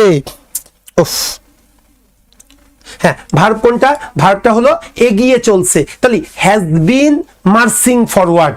মার্চ ফরওয়ার্ড মানে কি, সামনের দিকে এগিয়ে চলা, মার্চ ফরওয়ার্ড। হ্যাঁ, moving forward, nice, moving forward, কোনো সমস্যা নেই। তাহলে আসো, বাংলাদেশ হ্যাজ বিন, এই স্ট্রাকচারের হ্যাজ বিন কিন্তু প্রেজেন্ট পারফেক্ট কন্টিনিউয়াসের স্ট্রাকচার কি, হ্যাজ বিন অথবা হ্যাভ বিন, তারপরে ভার্বের সাথে আইএনজি। তাহলে Bangladesh has bin moving forward, has been marching forward. Okay, Bangladesh has been marching, Bangladesh has been marching forward, Bangladesh সামনের দিকে এগিয়ে চলছে। তাহলে আমি সাবজেক্ট পাইলাম, ভার্ব পাইলাম। এবার আসো অবজেক্ট 1, আমি তো কোথাও অবজেক্ট 1 পাইনি, সো এটা লেখার দরকার নেই। অবজেক্ট 2, আমি অবজেক্ট 2ও পাইনি, এটা লেখার দরকার নেই। সো এরপরে কি আছে, দিক আছে, দিক। কোন কোন জায়গায় দিক আছে? উন্নয়নশীল থেকে উন্নত দেশের খেতাবের দিকে। তার মানে কি উন্নয়নশীল থেকে উন্নত দেশের দিকে এগিয়ে যাচ্ছে। তো Bangladesh has been marching forward, এই বাক্যের ট্রান্সলেশনটা কি হবে? কথা বলতে হবে। উন্নয়নশীল থেকে উন্নত দেশের দিকে, যশোর থেকে খুলনার দিকে। এই কথা বলো না কেন? কি হবে? উন্নয়নশীল থেকে উন্নত দেশের দিকে। Developing to development. Very good. From developing country to the developed one. খুবই সুন্দর হয়েছে। From developing to developed, from developing to developed, সেটা এখন লিখবো। আমি কিন্তু নিচ থেকে কিছুই করতেছি না, শুধু স্ট্রাকচার দেখে দেখে লিখছি। এটা কিন্তু তোমরাও পারবা। সো প্রথমে সাবজেক্ট লিখলাম, এরপরে কি পাইলাম? ভার্ব লিখলাম, এরপরে দিক কোনটা? উন্নয়নশীল থেকে উন্নত দেশের দিকে, from developing two the developed one. তাহলে সেটাই আমরা এখন লিখবো। from developing country, from developing country to the developed one, to the developed one, মানে কি উন্নয়নশীল থেকে উন্নত দেশের দিকে। ফ্রম দিকে হইলে তাহলে কি হবে? থেকে ওই পর্যন্ত। তাহলে কি হলো? Bangladesh has been marching forward from developing country to the developed one. So আমি কি হলো? দিক হয়ে গেল। এবার কিভাবে এগিয়ে চলছে? বিপুল বিক্রমে। এখন বিপুল বিক্রমে তোমরা তো এবার বসে থাকবা, ওয়াল্লাহ বিপুল বিক্রমের অর্থ কি আমি জানি না। আরে বিপুল বিক্রম মানে কি? দ্রুত গতিতে, খুব র্যাপিডলি, খুব ফাস্ট, এটা বুঝাচ্ছে। তাহলে কি হবে? Bangladesh has been marching forward from developing country to the developed one. এই খুব দ্রুততার সাথে বা বিপুল বিক্রমে কি বলতে পারি? at high speed অথবা with high speed, যে কোনো একটা বললেই হয়েছে। তাহলে Bangladesh has been marching forward from developing country to the developed one with, কি বললাম বলো? উইথ হাই স্পিড, খুব দ্রুততার সাথে এগিয়ে যাচ্ছে। উইথ হাই স্পিড, বিপুল বিক্রমে, উইথ হাই স্পিড। তাহলে আমি কিভাবে লিখলাম? এবার কিভাবে পরে কি? কার সাথে? এই কার সাথে এগিয়ে যাচ্ছে? একটু কথা বলো না। কার সাথে এগিয়ে যাচ্ছে? কার সাথে? বর্তমান প্রজন্ম ও সরকারের হাত ধরে। এখন হাত ধরে মানে কি? তাদের হাতে ধরে না, তাদের সহযোগিতায় হবে। এইভাবে লেখো, বর্তমান প্রজন্ম ও সরকারের সহযোগিতায়। কি লিখবো বলো তো একটু ভাই? এটার ইংলিশ কি হইতে পারে? বর্তমান প্রজন্ম, very good, with the help of, বর্তমান প্রজন্ম, কারেন্ট জেনারেশন এবং সরকার, গভর্নমেন্ট। ওকে, তো তোমরা যা বলতেছো কিন্তু তাই লিখতেছি, এখানে আমার কোনো কারিশমা নেই, আমার কোনো কন্ট্রিবিউশন না, পুরোটা তোমাদের। তাহলে আসো, উইথ হাই স্পিড, এবার কি লিখবো? বর্তমান প্রজন্ম ও সরকারের হাত ধরে, তাই না? বর্তমান প্রজন্ম ও সরকারের হাত ধরে, ঠিক আছে। তাহলে with the help, with the help of, সহযোগিতায়, কার সহযোগিতায়? বর্তমান প্রজন্ম, with the help of current generation, with the help of the current generation, CURRENT, current generation and কি জানো বললা? And government, with help of the current generation and government। তাহলে হয়ে গেল আমার কার সাথে। এবার কি আছে পরেরটা? প্লেস কোন জায়গায়? বিশ্বের দ্বারে মানে কি? বিফোর দ্য ওয়ার্ল্ড, পৃথিবীর সম্মুখে। এখানে বিশ্বের দ্বারে বলতে কি বোঝাইতে চাইছে? পৃথিবীর সম্মুখে, মানে পুরো জাতি, পৃথিবীর সামনে বাংলাদেশ আজকে নিজেকে প্রেজেন্ট করতেছে। সো আমরা এখন বিশ্বের দ্বারে লিখবো। এই বিশ্বের দ্বারে কি লিখতে পারি? বিফোর দ্য ওয়ার্ল্ড অথবা at the foot step of the world, একেবারে পৃথিবীর দ্বার প্রান্তে, যে কোনো একটা। সো আসি, Bangladesh has been marching forward from developing country to the developed one with high speed, with the help of current generation and government. এরপরে কি পাইছি আমরা? প্লেস।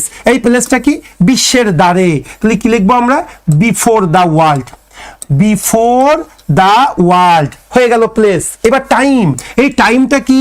বিগত 1 দশক ধরে। এই বিগত 1 দশক ধরে কি লিখবো একটু বলো না?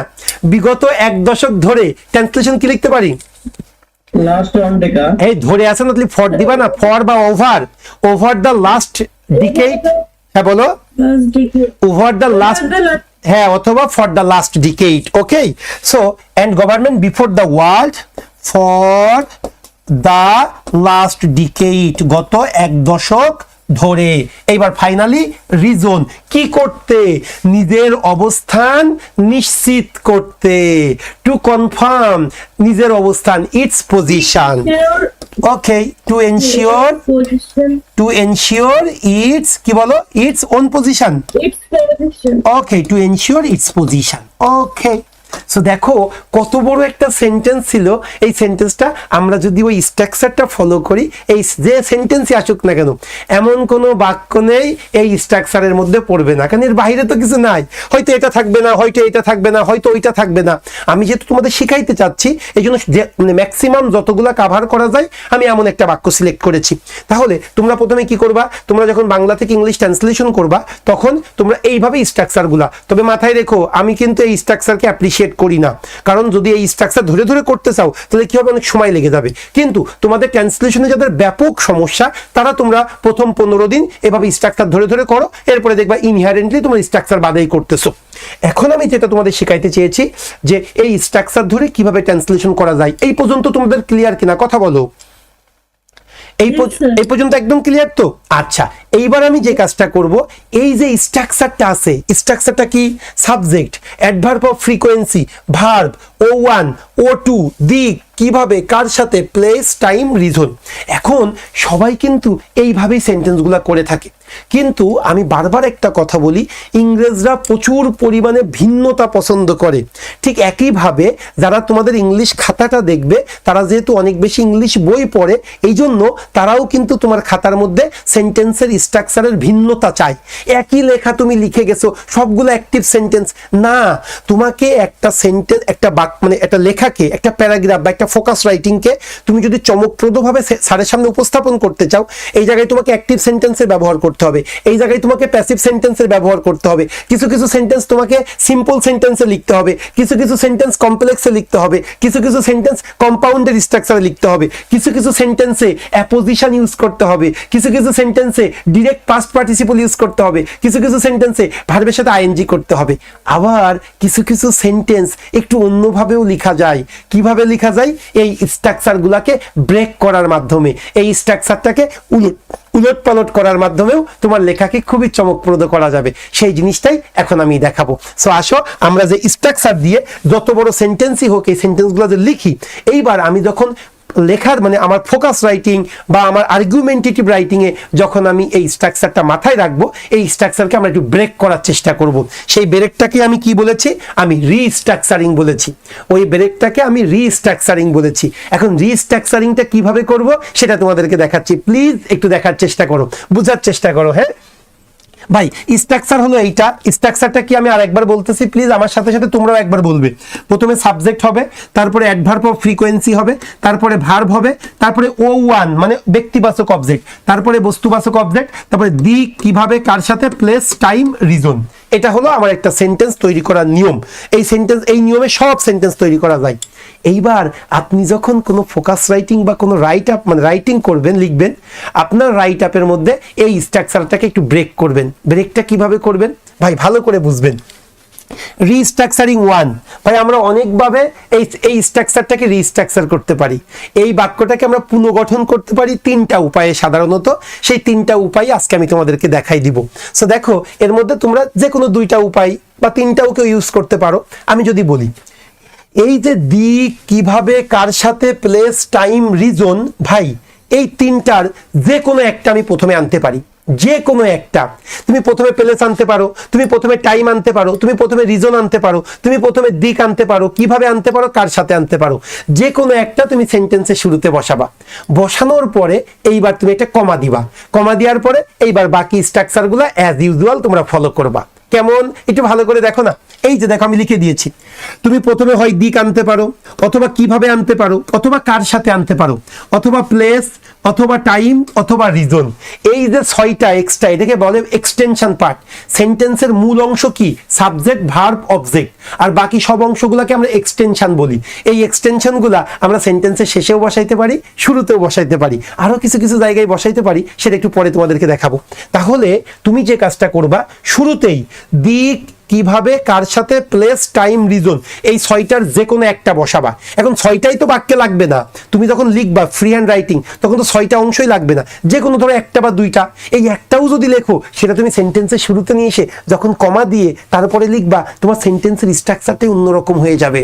কেমন? সো দেখো এই বাক্যটা যেটা আমরা একটু আগে করে এসেছি, বাক্যটা কি ছিল? বাংলাদেশ, ভালো করে বুঝো, subject Bangladesh has been marching forward, এটা কি ছিল? আমার ভার্ব। এরপরে from a developing country to the developed one, এটা কি ছিল? এটা ছিল আমার দিক। এরপরে একটা গ্রেট স্পিড, এটা ছিল কিভাবে? With the help of the current generation and the government, এটা কি ছিল? এটা ছিল কার সাথে? এরপরে at the door step of the world, পৃথিবীর সম্মুখে, এটা ছিল place. For the last decade, এটা ছিল টাইম। আর টু এনশিওর ইটস পজিশন, এটা ছিল আমার রিজন। এখন এই যে আমার পার্টটা আমি কি বলেছিলাম, ওই 6টা পার্টের যে কোনো একটা পার্ট তুমি সেন্টেন্সের শুরুতে নিয়ে আসবা, তাহলেই দেখবা। এরপরে কি করতে হবে? কমা দেওয়া বাধ্যতামূলক। যেমন দেখো এই বাক্যটাকেই আমরা কিন্তু এভাবেও লিখতে পারতাম। কিভাবে লিখতে পারতাম? যে কোনো একটা তুমি সামনে নিয়ে আসো। ধরো আমি কি বললাম, আমি কিভাবে, অথবা আমি তোমাদেরকে বুঝলাম টাইমটাকে আমি সামনে নিয়ে আসবো, টাইমটাকে আমি সামনে নিয়ে আসবো, তাহলে কি হবে একটু বলো না? টাইমটাকে যদি সামনে নিয়ে আসি, এই টাইমটা কই আছে আমার জানো? টাইমটা কোথায় আছে? For the last decade. আমি শুরুটা এভাবেই করব, দেখো না, ফর দ্য লাস্ট ডিকেইড, এরপরে আমি একটা কমা দিব। ফর দ্য লাস্ট ডিকেইড, এরপরে একটা কমা। এরপরে আমার বাকি যে অংশটা আছে সেটা আমি অ্যাজ ইউজুয়াল লিখতে থাকবো। বাংলাদেশ হ্যাজ বিন, যা আছে আমি সব লিখে দিব। সেটা কি সবাই একটু দেখো। ফর দ্য লাস্ট ডিকেইড, আমি কোনটা নিয়ে এসেছি আগে? আমি টাইমটাকে আগে নিয়ে এসেছি। আমি 6টার যে কোনো একটাকে আগে আনতে পারতাম, তাহলে কি বলবো? For the last decade. এবার বাকি যা আছে, Bangladesh has been marching forward from a developing country to the developed one at a great speed with the help of the current government and the generation at the doorstep of the world to ensure its position. আমি শুধু একটা আগে নিয়ে এসে কমাটা দিব। So এইভাবে না লিখে আমি জাস্ট একটাকে আগে নিয়ে আসলাম। এখন তুমি এই 6টার সবগুলাই, মনে করো তুমি একটা ইউজ করবা, মাত্র একটা, সেই একটাই তুমি একটা বাক্যে তুমি সেন্টেন্সের শেষে লেখো, আর একটা বাক্যে তুমি প্লেসটাকে সেন্টেন্সের সামনে নিয়ে আসো, নিয়ে এসে একটা কমা দাও, তাহলেই তো তোমার সেন্টেন্সের লেখার মধ্যে একটা ভিন্নতা চলে আসবে। সেটা একটু বুঝতে হয়। ধরো আমি রিজনটাকে সামনে আনতে পারি, যে কোনো একটাকে আমি সামনে আনতে পারি। রিজনটাকে যদি সামনে আনি, রিজন কোনটা? Two ensure its position. তখন আমি সেন্টেন্সের শুরুতেই লিখবো টু এনশিওর ইটস পজিশন, এর পজিশন নির্ণয় করতে। এরপরে বাকিটা Bangladesh has been marching forward, বাকি যা আছে আমি সবগুলা লিখে দিব। সেই 6টার যে কোনো একটা আমি সামনে নিয়ে আসবো আমার সেন্টেন্সের আরো মানে স্মার্ট করার জন্য সেন্টেন্স স্ট্রাকচারটাকে। এই ক্লিয়ার হয়েছে কিনা? রিস্ট্রাকচারিং 1 কথা বলতে হবে। আচ্ছা আচ্ছা আরেকটু বলি, এই বিষয়গুলা আমি জানি না তোমরা আচ্ছা এই বিষয়টা কি তোমরা কোনো বইয়ে পেয়েছো? একটু কথা বলতে হবে। তোমরা তো অনেক বই পড়ছো, ফেসবুকেও যদি কোনো বইয়ে পেয়ে থাকো প্লিজ একটু বলবা যে ওই বইয়ের সোর্স। আমি এখনো কোনো বইয়ে পাইনি। এটা আমার নিজের একটা মানে রিসার্চের মাধ্যমে ইনশাল্লাহ আমি চেষ্টা করেছি বের করার জন্য যে একটা সেন্টেন্স কি কত ভাবে লেখা যায়। যদি একদম ফুল নিজের তৈরি তা বলবো না, অবশ্যই বিভিন্ন বই থেকে জোড়াতালি দিয়ে, কিন্তু কোনো জায়গায় স্পেসিফিক ভাবে এইভাবে দেখাইনি। আমি কি করেছি, বিভিন্ন বই থেকে যখন পড়েছি এই অংশটুকু আমি লিপিবদ্ধ করার চেষ্টা করি। আমি যখন কোনো বই পড়ি আমার একটা আলাদা নোট থাকে। আমি যদি গল্পের বইও পড়ি আমার হাতে একটা লাল কলম থাকে, যেগুলো আমার কাছে মজার মজার বাক্য মনে হয় আমি ওই লাল কালি দিয়ে আমি সেই সেন্টেন্সটাকে দাগ দিই, অথবা সেগুলো কোনো জায়গায় টুকে রাখি। এইভাবে আমি একটা জায়গায় এগুলাকে আমি অ্যামালগামেট করার চেষ্টা করেছি। তো দেখবা এই যে দেখো সিম্পল একটা জিনিস, আরো মজার তো পরে আছে, জাস্ট ওয়েট করো। এটাতে রিস্ট্রাকচারিং 1 2 গেলেই বুঝবে। সো দেখো এই যে আমরা সব সময় করি কি, যেমন দেখো আমি সিম্পলি যদি তোমাদেরকে বলি, তোমরা কি বলো যে I am working hard to get a job. Simple একটা sentence, I am working hard to get a good job. ভাই এই বাক্যটাকেই আমরা পরের বাক্যে এভাবে লেখো না, to get a good job comma I am working hard, আমি কঠোর পরিশ্রম করতেছি। ওকে, অথবা I have got admitted in turning point to make a good preparation for bank job. So এবার কি করি এই বাক্যটাকে, two make a good preparation for bank job comma I have got admitted in turning point. So এই যে আমি বলতে চাচ্ছি সেন্টেন্সে একবার রিজনটা পরে দাও, একবার রিজনটা আগে দাও, একবার টাইমটা পরে দাও, একবার টাইমটা আগে নিয়ে আসো। এই যে সেন্টেন্সে যে ভিন্নতা, এই জিনিসটা টিচাররা এক্সপেক্ট করে তোমাদের লেখার মধ্যে। সো এটা ছিল আমাদের রিস্ট্রাকচারিং 1। আমরা রিস্ট্রাকচারিং 1টা কি শিখেছি, আমাদের যে কমন যে বাক্যের স্ট্রাকচার আছে, প্রথমে সাবজেক্ট হবে, অ্যাডভার্ব অফ ফ্রিকোয়েন্সি হবে, ভার্ব হবে, অবজেক্ট 1 অবজেক্ট 2, দিক কিভাবে কার সাথে, প্লেস টাইম রিজন। আমরা এটাকে অন্যভাবেও লিখতে পারি, সেটা কি, প্রথমে দিক কিভাবে কার সাথে, প্লেস টাইম রিজন, এই 6টার যে কোনো একটা প্রথমে নিয়ে আসবো, নিয়ে আসার পরে একটা কমা দিব, কমা দেওয়ার পরে বাকি যে স্ট্রাকচারটা আছে অ্যাজ ইউজুয়াল তা আমরা লিখে ফেলবো। So restructuring 1। এইবার আসো আমরা একটু রিস্ট্রাকচারিং টু শিখবো তার মানে আচ্ছা একটু বলি,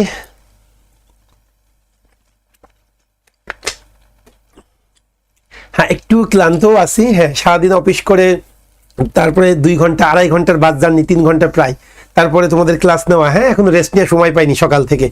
আচ্ছা সেই জন্য একজন লিখছে ক্লান্তি ভাব মুখে। আচ্ছা তারপরে ইনশাল্লাহ চেষ্টা করতেছি কোনোভাবে যাতে তোমাদের দেওয়ার ক্ষেত্রে কোনো কমতি না আসে। হ্যাঁ আমার যখন ক্লাস নিয়ে আমি সর্বোচ্চ চেষ্টা করি তোমাদের বোঝানোর জন্য। তারপরে যদি তোমাদের বুঝতে কোনো সমস্যা হয় প্লিজ অনুরোধ থাকলো আমাকে বারবার কোশ্চেন করবে যদি কোনো প্রবলেম হয়। সো আসো এখন আমি রিস্ট্রাকচারিং টু শিখবো। রিস্ট্রাকচারিং টু মানে কি, ওই যে আমরা কমন স্ট্রাকচারটা যেটা আছে আমাদের, যে বাক্য লেখার যে common structure, subject, adverb of frequency, verb, O1 O2, দিক, কিভাবে, কার সাথে, প্লেস, টাইম, রিজন, মুখস্থ হয়ে যায় জানো। এইটাকে আমরা একটু অন্যভাবেও লিখতে পারি। এই অন্যভাবে লেখার স্টাইলটা কি সেটা একটু তোমাদেরকে দেখাই প্লিজ। এগুলো একটু ইউজ করবা, শুধু শেখার মানে বলার মানে আজকে আমি ভর্তি হয়েছি ক্লাসটা করতে হবে তাই করতেছি তা না, এটা যেন তোমার বাক্যে ব্যবহার হয়। বিশ্বাস করো ভাই এই সকল টার্মগুলো এক জায়গায় করতে প্রচুর রিপোর্ট দিতে হয়েছে, প্রচুর। তোমার হয়তো 4 ঘন্টা, কিন্তু আমার 40 ঘন্টা চলে গিয়েছে এক জায়গায় করে নিয়ে আসতে। হ্যাঁ সেই জন্য আমার ভালো লাগা তখনই কাজ করবে যখন তুমি এটা নিজে ইউজ করতে পারবে। ওকে সো দেখো এই যে স্ট্রাকচারটা আমরা কিভাবে ফলো করতে পারি, এটাকে আমি অন্যভাবেও লিখতে পারি। কিসের জন্য? আমার বাক্যর স্মার্টনেসটা বাড়ানোর জন্য, বাক্যের স্ট্যান্ডার্ডটা বাড়ানোর জন্য। কিভাবে ভালো করে বুঝবে, তুমি প্রথমেই সাবজেক্ট লিখবে, প্রথমেই সাবজেক্ট, এই সাবজেক্টের পর একটা কমা দিবে। এটা কিন্তু চমৎকার একটা স্ট্রাকচার। প্রথমেই সাবজেক্ট লিখবে, সাবজেক্টের পরে একটা কমা দিবে, কমা দেওয়ার পরে এইবার ভাই দিক, কিভাবে, কার সাথে, প্লেস, টাইম, রিজন, ওই 6টার যে কোনো একটা লিখবা, ওই 6টার যে কোনো একটা লিখবা। লেখার পরে আবার একটা কমা দিবা। তাহলে প্রথমে সাবজেক্টের পরে একটা কমা হবে, প্রথমে সাবজেক্টের পরে একটা কমা হবে, তারপরে দিক, কিভাবে, কার সাথে, প্লেস, টাইম, রিজন, এই 6টার যে কোনো একটা লিখবো। লেখার পরে আবার একটা কমা দিব, কমা দেওয়ার পরে এইবার স্ট্রাকচারের বাকি যে অ্যাজ ইউজুয়াল আছে সেগুলো আমি বসাই দিব। সেটা কি, প্রথমে অ্যাডভার্ব অফ ফ্রিকোয়েন্সি, তারপরে ভার্ব, তারপরে O1 O2, দিক, কিভাবে, কার সাথে, প্লেস, টাইম, রিজন। এখন তুমি বলতে পারো স্যার এই জায়গায়ও লিখছেন দিক, কিভাবে, কার সাথে, এই জায়গায়ও লিখলেন দিক, কিভাবে, কার সাথে, কেন? আরে তুমি খেয়াল করছো কিনা, এখানে কিন্তু আমি অথবা দিয়েছি। অথবা মানে কি, 6টার যে কোনো একটা ইউজ করবা, আর বাকিটা যেটা ইউজ করবা না যদি থাকে সেগুলা কি করবা, পরে স্ট্রাকচার অনুযায়ী বসাই দিবা। তাহলে আমি এটা কিন্তু খুবই স্মার্ট একটা অ্যাপ্রোচ, যেটার মাধ্যমে তোমার লেখার মানটা অনেক উপরে চলে যাবে। কিভাবে করবা, তুমি প্রথমে একটা সাবজেক্ট দিবা, সাবজেক্টের পরে কমা, কমার ব্যবহারের মাধ্যমেই তো স্যারকে ফিদা বানানো যায়। যে খাতাটা দেখবে, হ্যাঁ শোনো, প্রথমে তুমি সাবজেক্ট লিখবা, সাবজেক্ট লিখার পরে একটা কমা দিবা, কমা দেওয়ার পরে ওই যে আমার এক্সটেনশনের 6টা যে পার্ট, দিক, কিভাবে, কার সাথে, প্লেস, টাইম, রিজন, ওই 6টার যে কোনো একটা দিব। দেওয়ার পরে আবার একটা কমা দিব, দেওয়ার পরে বাকি পার্টটা লিখে দিব।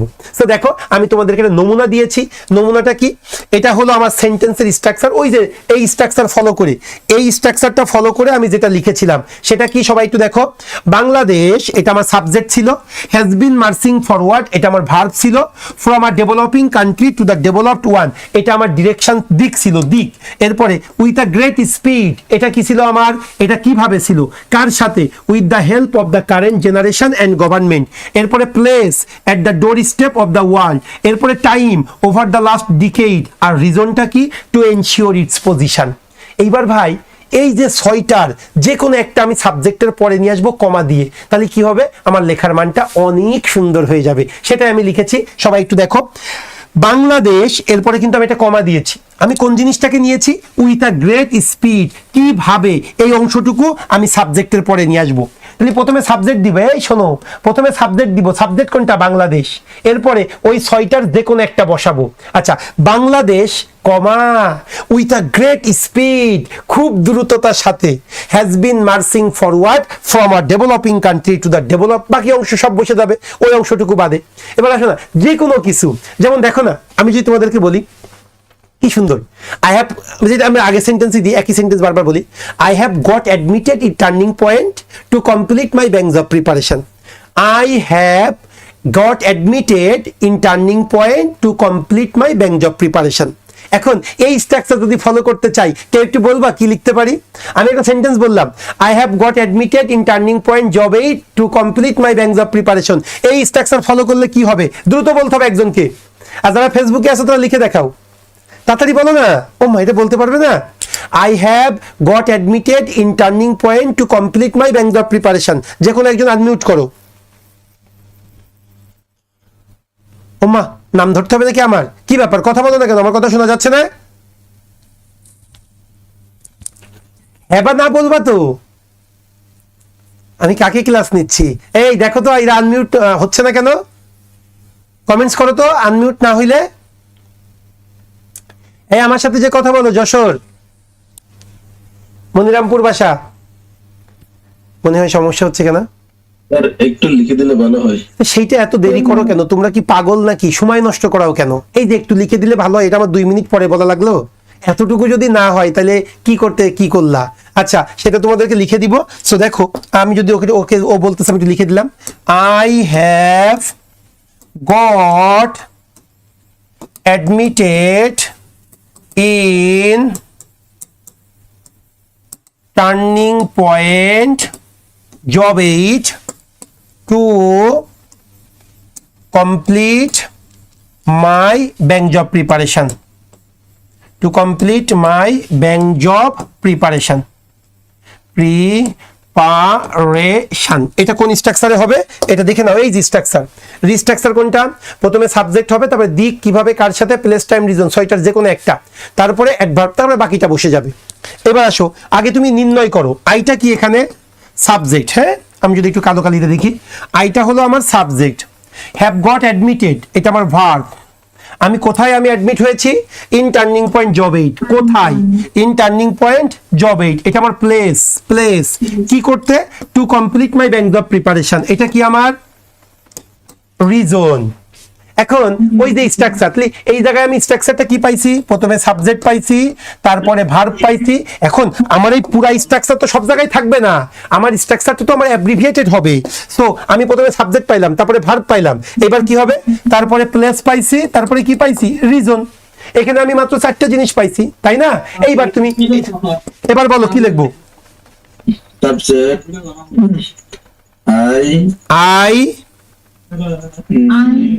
I comma, very good. আয়ের পরে কমা হবে। এই প্রথমে সাবজেক্ট, সাবজেক্টের পরে কমা, কমার পরে কি? এই 6টার যে কোনো একটা, তারপরে কমা, এরপরে বাকিটা বসে যাবে। আই কমা, এরপরে কোনটা দিবা? যে কোনো একটা দাও। আই, এবার রিজন দাও। আয়ের পরে কমা দাও, কমার পরে রিজন দাও। আই কমা, এরপরে কি হবে ভাই? To complete my bank job preparation. I comma, এরপরে কি লিখবো? To complete my bank job preparation. এরপর আবার কমা, দেখো না, I comma to complete my bank job preparation. এবার বাকিটা বসে যাবে। কি হবে বাকিটা? বলো না, বাকিটা কি? Have got admitted in turning point. ভাই, এই সেন্টেন্স থেকে সেন্টেন্স একটু ডিফারেন্ট মনে হচ্ছে না? লুকটা একটু ডিফারেন্ট না? একটু ডিফারেন্ট ফ্লেভার। প্রতিদিন তো মাংস খাইতে ভালো লাগে না, একটু মাঝে মাঝে অন্য ফ্লেভার তো ভালো লাগে। প্রতিদিন কাচ্চি ভালো লাগবে না, প্রতিদিন মোরগ পোলাও ভালো লাগবে না, আবার প্রতিদিন শাক খাইতেও ভালো লাগবে না। তো সবগুলো একটা কম্বিনেশন নিয়ে আসলে আমাদের যেমন খাওয়ার রুচি বাড়ে, ঠিক তেমনি আমাদের সাধ্যেরও না তোমার খাতাটা পড়ার রুচি বাড়বে, মার্ক দেওয়ার রুচিটা তাদের বেড়ে যাবে। তো দেখো না, এই বাক্যটা আমরা সবসময় এটা লিখি, হ্যাঁ এটা লেখো, আমি অ্যাপ্রিসিয়েট করি, তবে এটা 4টা বাক্য এভাবে লিখলে একটা বাক্য অ্যাটলিস্ট এভাবে লেখো, যাতে স্যারের একটু মাথাটা ঘুরে যায়। দেখো না, I comma to complete my bank job preparation comma, কি হবে এরপরে? Have got admitted in turning point job 8। আমি বুঝাইতে পারছি কি পারি নাই? কথা বলে না? তো একটু ভিন্ন। হ্যাঁ ভাই, বলো বলো বলো। আচ্ছা ঠিক আছে। সো আসো তাইলে, এই ছিল আমাদের সেকেন্ড যে প্যাটার্নটা। আচ্ছা, সেকেন্ড প্যাটার্নটা বুঝতে সমস্যা হচ্ছে কিনা? তাহলে আমি পরের প্যাটার্নে যাব না, প্লিজ একটু কথা বলো তোমরা যে কোনো। হ্যাঁ, কারণ থার্ড প্যাটার্নটা, আচ্ছা আমি যদি একটু বলি, রিস্ট্রাকচারিং 1 এবং রিস্ট্রাকচারিং 2 এটা লেখা তোমাদের জন্য বাধ্যতামূলক। অবশ্যই তোমরা এটা লিখবা। হ্যাঁ, কারণ রিস্ট্রাকচারিং 1 এবং রিস্ট্রাকচারিং 2 এটা দিয়ে তুমি অবশ্যই 2-3টা বাক্য লিখবা, যাতে স্যার বুঝতে পারে না এই মেয়েটা বা এই ছেলেটা কি লেখার মধ্যে একটু ভিন্নতা নিয়ে এসেছে। আহামরি তো কঠিন না, আহামরি জাস্ট। আচ্ছা, এটা যদি স্ট্রাকচার 1 দিয়ে লিখতাম, এই বাক্যটা যদি স্ট্রাকচার 1 দিয়ে লিখতাম, তাহলে কি লিখতাম বলো? এই বাক্যটা আমি রিস্ট্রাকচারিং 1 দিয়ে লিখবো, স্ট্রাকচার 1। তাহলে কি হবে বলো? To complete my bands of preparation, I have got admitted in turning point. ব্যাস, এই স্ট্রাকচার 1 কি ছিল?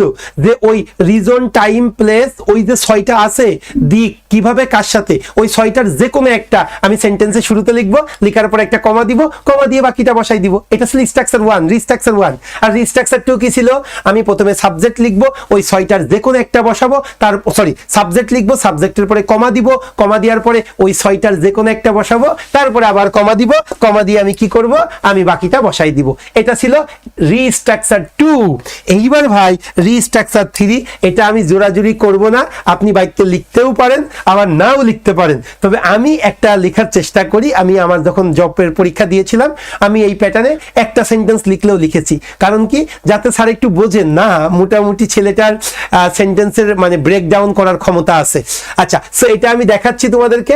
যারা নিতে চাও নিতে পারো, না নিতে এটা অপশনাল। হ্যাঁ, নিলেও নিতে পারো, না নিলেও না নিতে পারো, তবে লিখো। হ্যাঁ, জাস্ট তোমার লেখার মানে অন্য স্যার যাতে তোমার সম্পর্কে একটা ভালো ধারণা রাখে, একটু ডিফারেন্ট ধারণা পোষণ করে। সো আসো আবার আসি, আমার স্ট্রাকচারের কাছে চলে আসবো। ভাই আমার জেনারেল স্ট্রাকচারটা কি ভালো করে বুঝবে? Subject, adverb of frequency, verb O1 O2, দিক, কিভাবে, কার সাথে, প্লেস, টাইম, রিজন। এটা ছিল কি? এটা ছিল আমার কমন স্ট্রাকচার। এইবার আমি রিস্ট্রাকচার 1-এ শিখছি কি? আমি ওই যে 6টা দিক, কিভাবে, কার সাথে, প্লেস, টাইম, রিজন, যে কোনো একটা শুরুতে নিয়ে আসবো, এরপরে কমা দিয়ে বাকি স্ট্রাকচার বসাবো, সাবজেক্ট, ভার্ব, বাকি যা আছে। 2 নাম্বার স্ট্রাকচার কি শিখলাম?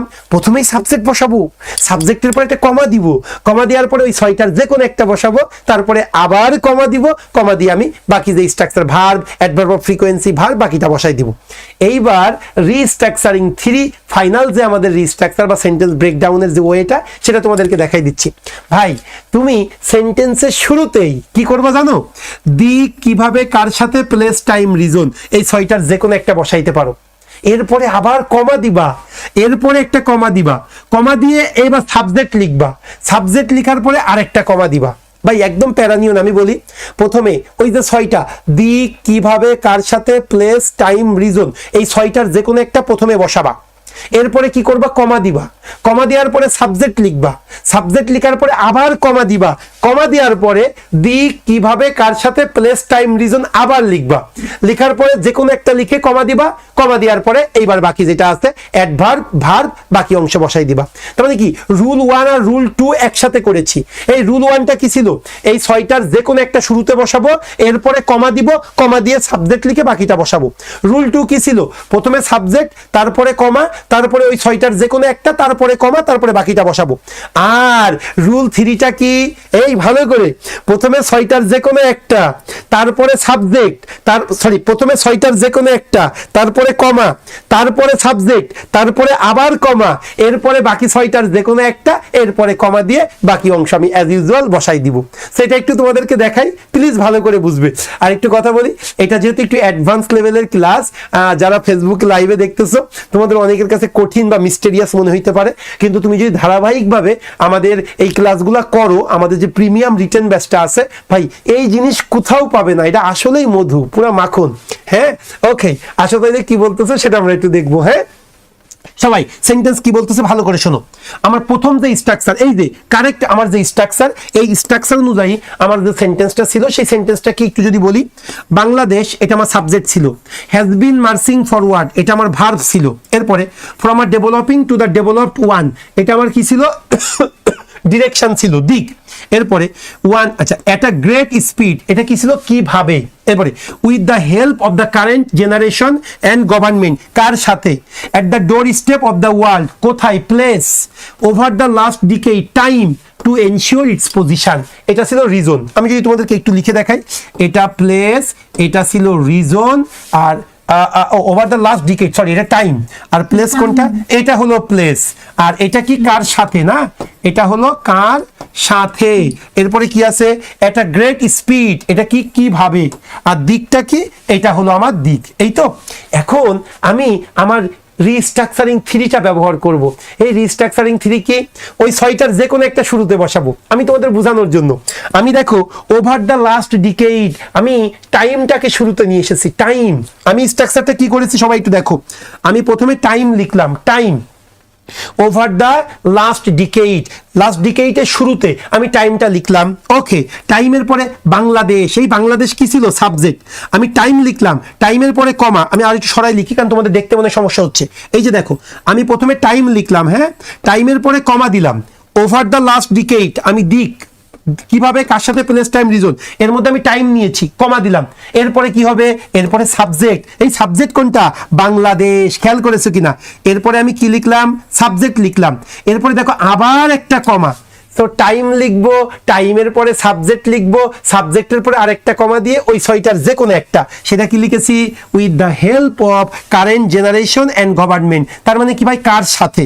তাহলে টাইমের পরে কমা, কমার পরে সাবজেক্ট, সাবজেক্টের পরে কমা, কমার পরে কি ভাই? কার সাথে, কার সাথে। এরপরে কি দিয়েছি? আবার একটা কমা দিয়েছি। দেওয়ার পরে অ্যাজ ইউজুয়াল আমি ভার্ব লেখা শুরু করব। ভার্ব কোনটা? Has been marching forward from a developing two the developed one. এই আর কিচ্ছু না। তাহলে প্রথমে আমার ছয়টার যে কোনো একটা, তারপরে কমা, তারপরে সাবজেক্ট, তারপরে কমা, তারপরে ছয়টার যে কোনো একটা, তারপরে অ্যাজ ইউজুয়াল আমি ভার্ব, এরপরে বাকি যা আছে বসাই দিব। এই ক্লিয়ার হয়েছে কিনা কথা বলো? ক্লিয়ার হয়েছে কিনা কথা বলো? আচ্ছা, এটা কিন্তু বেশ টাফ একটা জিনিস, এটা সবাইকে ইউজ করতে হবে তা না, কিন্তু যদি ইউজ করতে পারো ইট উইল বি মানে বেটার রাইটিং হবে। হ্যাঁ, আর 1 আর 2 বাধ্যতামূলক ব্যবহার করতে হবে। 3 নাম্বারটা করলেও করতে পারো, না করলেও না করতে পারো, তবে একটা ইউজ করার চেষ্টা করো, করলে কিন্তু সারফিদা হয়ে যাবে নিশ্চিত। হ্যাঁ, আচ্ছা, two complete my Benz of preparation. Okay, to complete, আচ্ছা আগেরটা লিখেছো তুমি। ওকে, আচ্ছা ঠিক আছে। সো এইভাবে আমরা একটু লেখার চেষ্টা করব। ওকে, সো আসো তাইলে আমাদের এই ছিল রিস্ট্রাকচারিং। এখন আমরা যে পার্টে চলে যাব সেটা হলো সেন্টেন্স এক্সটেনশন। আমরা সেন্টেন্সটাকে কিভাবে এক্সটেন্ড করতে পারি, একটা সেন্টেন্স আমরা কিভাবে আরো বেশি এনলার্জ করব, এটা আমি একটু তোমাদেরকে দেখানোর চেষ্টা করব। হ্যাঁ, আচ্ছা একটু যদি তোমাদেরকে বলি, দেখো যারা ফেসবুকে আমার সাথে ছিল প্রায় 1.5 ঘন্টা ক্লাস, 1 ঘন্টা 15 মিনিট হয়ে গেছে, আমি তোমাদেরকে বলবো একটু বসো, আমি ফেসবুক ক্লোজ করব। আমাদের প্রিমিয়াম রিটেন ব্যাচটা এটা, আচ্ছা একটু বলি, সেন্টেন্স এক্সটেনশন মানে এই যে উই লিভ ইন ঢাকা, এটা খুবই ছোট একটা সেন্টেন্স, বাচ্চা একটা সেন্টেন্স। এই সেন্টেন্সটা যদি তোমরা লেখো জীবনেও মার্ক দেওয়া উচিত না। আমি যদি অ্যাটলিস্ট খাতা কাটতাম এই টাইপের ছোট ছোট সেন্টেন্সে, যদি জীবনেও আমি 20-এর মধ্যে 5-এর বেশি দিতাম না। আচ্ছা, স্যাররাও তাই করে, ছোট ছোট সেন্টেন্সটা তারা প্রিফার করে না, একটু সেন্টেন্সটাকে বড় প্রেফার করে। সো এই ছোট সেন্টেন্সটাকে দেখো আমি কিভাবে 2 লাইন আমি বা 3 লাইনে নিয়ে যাব, সেটা একটু তোমাদেরকে এই অ্যাপ্রোচটা এখন দেখাবো সেন্টেন্স এক্সটেনশন পার্টে। আর এটাই আমাদের আজকে লাস্ট টপিক। সো আমি তোমাদের বললাম আমরা ফ্রি হ্যান্ড রাইটিংয়ে আমরা কিন্তু 6টা টপিক শিখেছি, যে 6টা টপিক সাধারণত বাজারের বইগুলোতে নাই বললেই চলে, যদিও থাকে সেগুলো মানে এক জায়গায় ডেকোরেটেড ওয়েতে নেই, হয়তো বিশৃঙ্খল ওয়েতে আছে। হ্যাঁ, সো এই জন্য তোমাদেরকে বলবো ভাই, এই যে আমরা ফ্রি হ্যান্ড রাইটিংয়ে যে 6টা জিনিস শিখলাম, এর প্রথম কাজ কি জানো? আমার প্রথম কাজটা হলো তোমার সেন্টেন্সের মধ্যে ভিন্নতা নিয়ে আসা, তোমার সেন্টেন্সের মানটা আরও ডেভেলপ করা, এবং সেই সাথে তোমার যাতে রিটেনের যে মার্কটা আসে 10-12 মার্ক কিন্তু তোমার বেশি পাবা তুমি যে সেন্টেন্সের এই ভিন্নতা। এবং এটা কিন্তু শুধুমাত্র যে ফোকাস রাইটিংয়ের জন্য, শুধু কম্প্রিহেনশন ইন্ডিভিজুয়াল কিছু না, তোমার পুরা খাতায় তুমি যে 140 বা 160 যে ইংলিশে লেখো বা 120, এই 120 মার্কেই কিন্তু প্রভাবিত করবে আমাদের এই 2টা ক্লাস। সো এই 2টা ক্লাস একটু গুরুত্বের সাথে করবে, এবং যে শিটটা প্রোভাইড করেছি শিটটা অবশ্যই তোমরা কিন্তু শেষ করবে। ওকে, কারণ এটা খুবই খুবই খুবই ইম্পর্টেন্ট একটা অংশ। ওকে, সো যেটা বলতেছিলাম, আমি ফেসবুক থেকে আমি কুইট করতেছি, যারা আমার সাথে ছিল অসংখ্য ধন্যবাদ। আমি আবারও বলবো, আমাদের প্রিমিয়াম রিটেন ব্যাচটা এটা আসলেই খুব ভালো একটা ব্যাচ। তোমার যদি মনে হয় যে তুমি লিখিত পরীক্ষায় ভালো করতে চাচ্ছ, আসলেই তোমার লিখিত পরীক্ষায় 10 থেকে 15 মার্ক বাড়ানো সম্ভব এই রিটেন কোর্সের মাধ্যমে।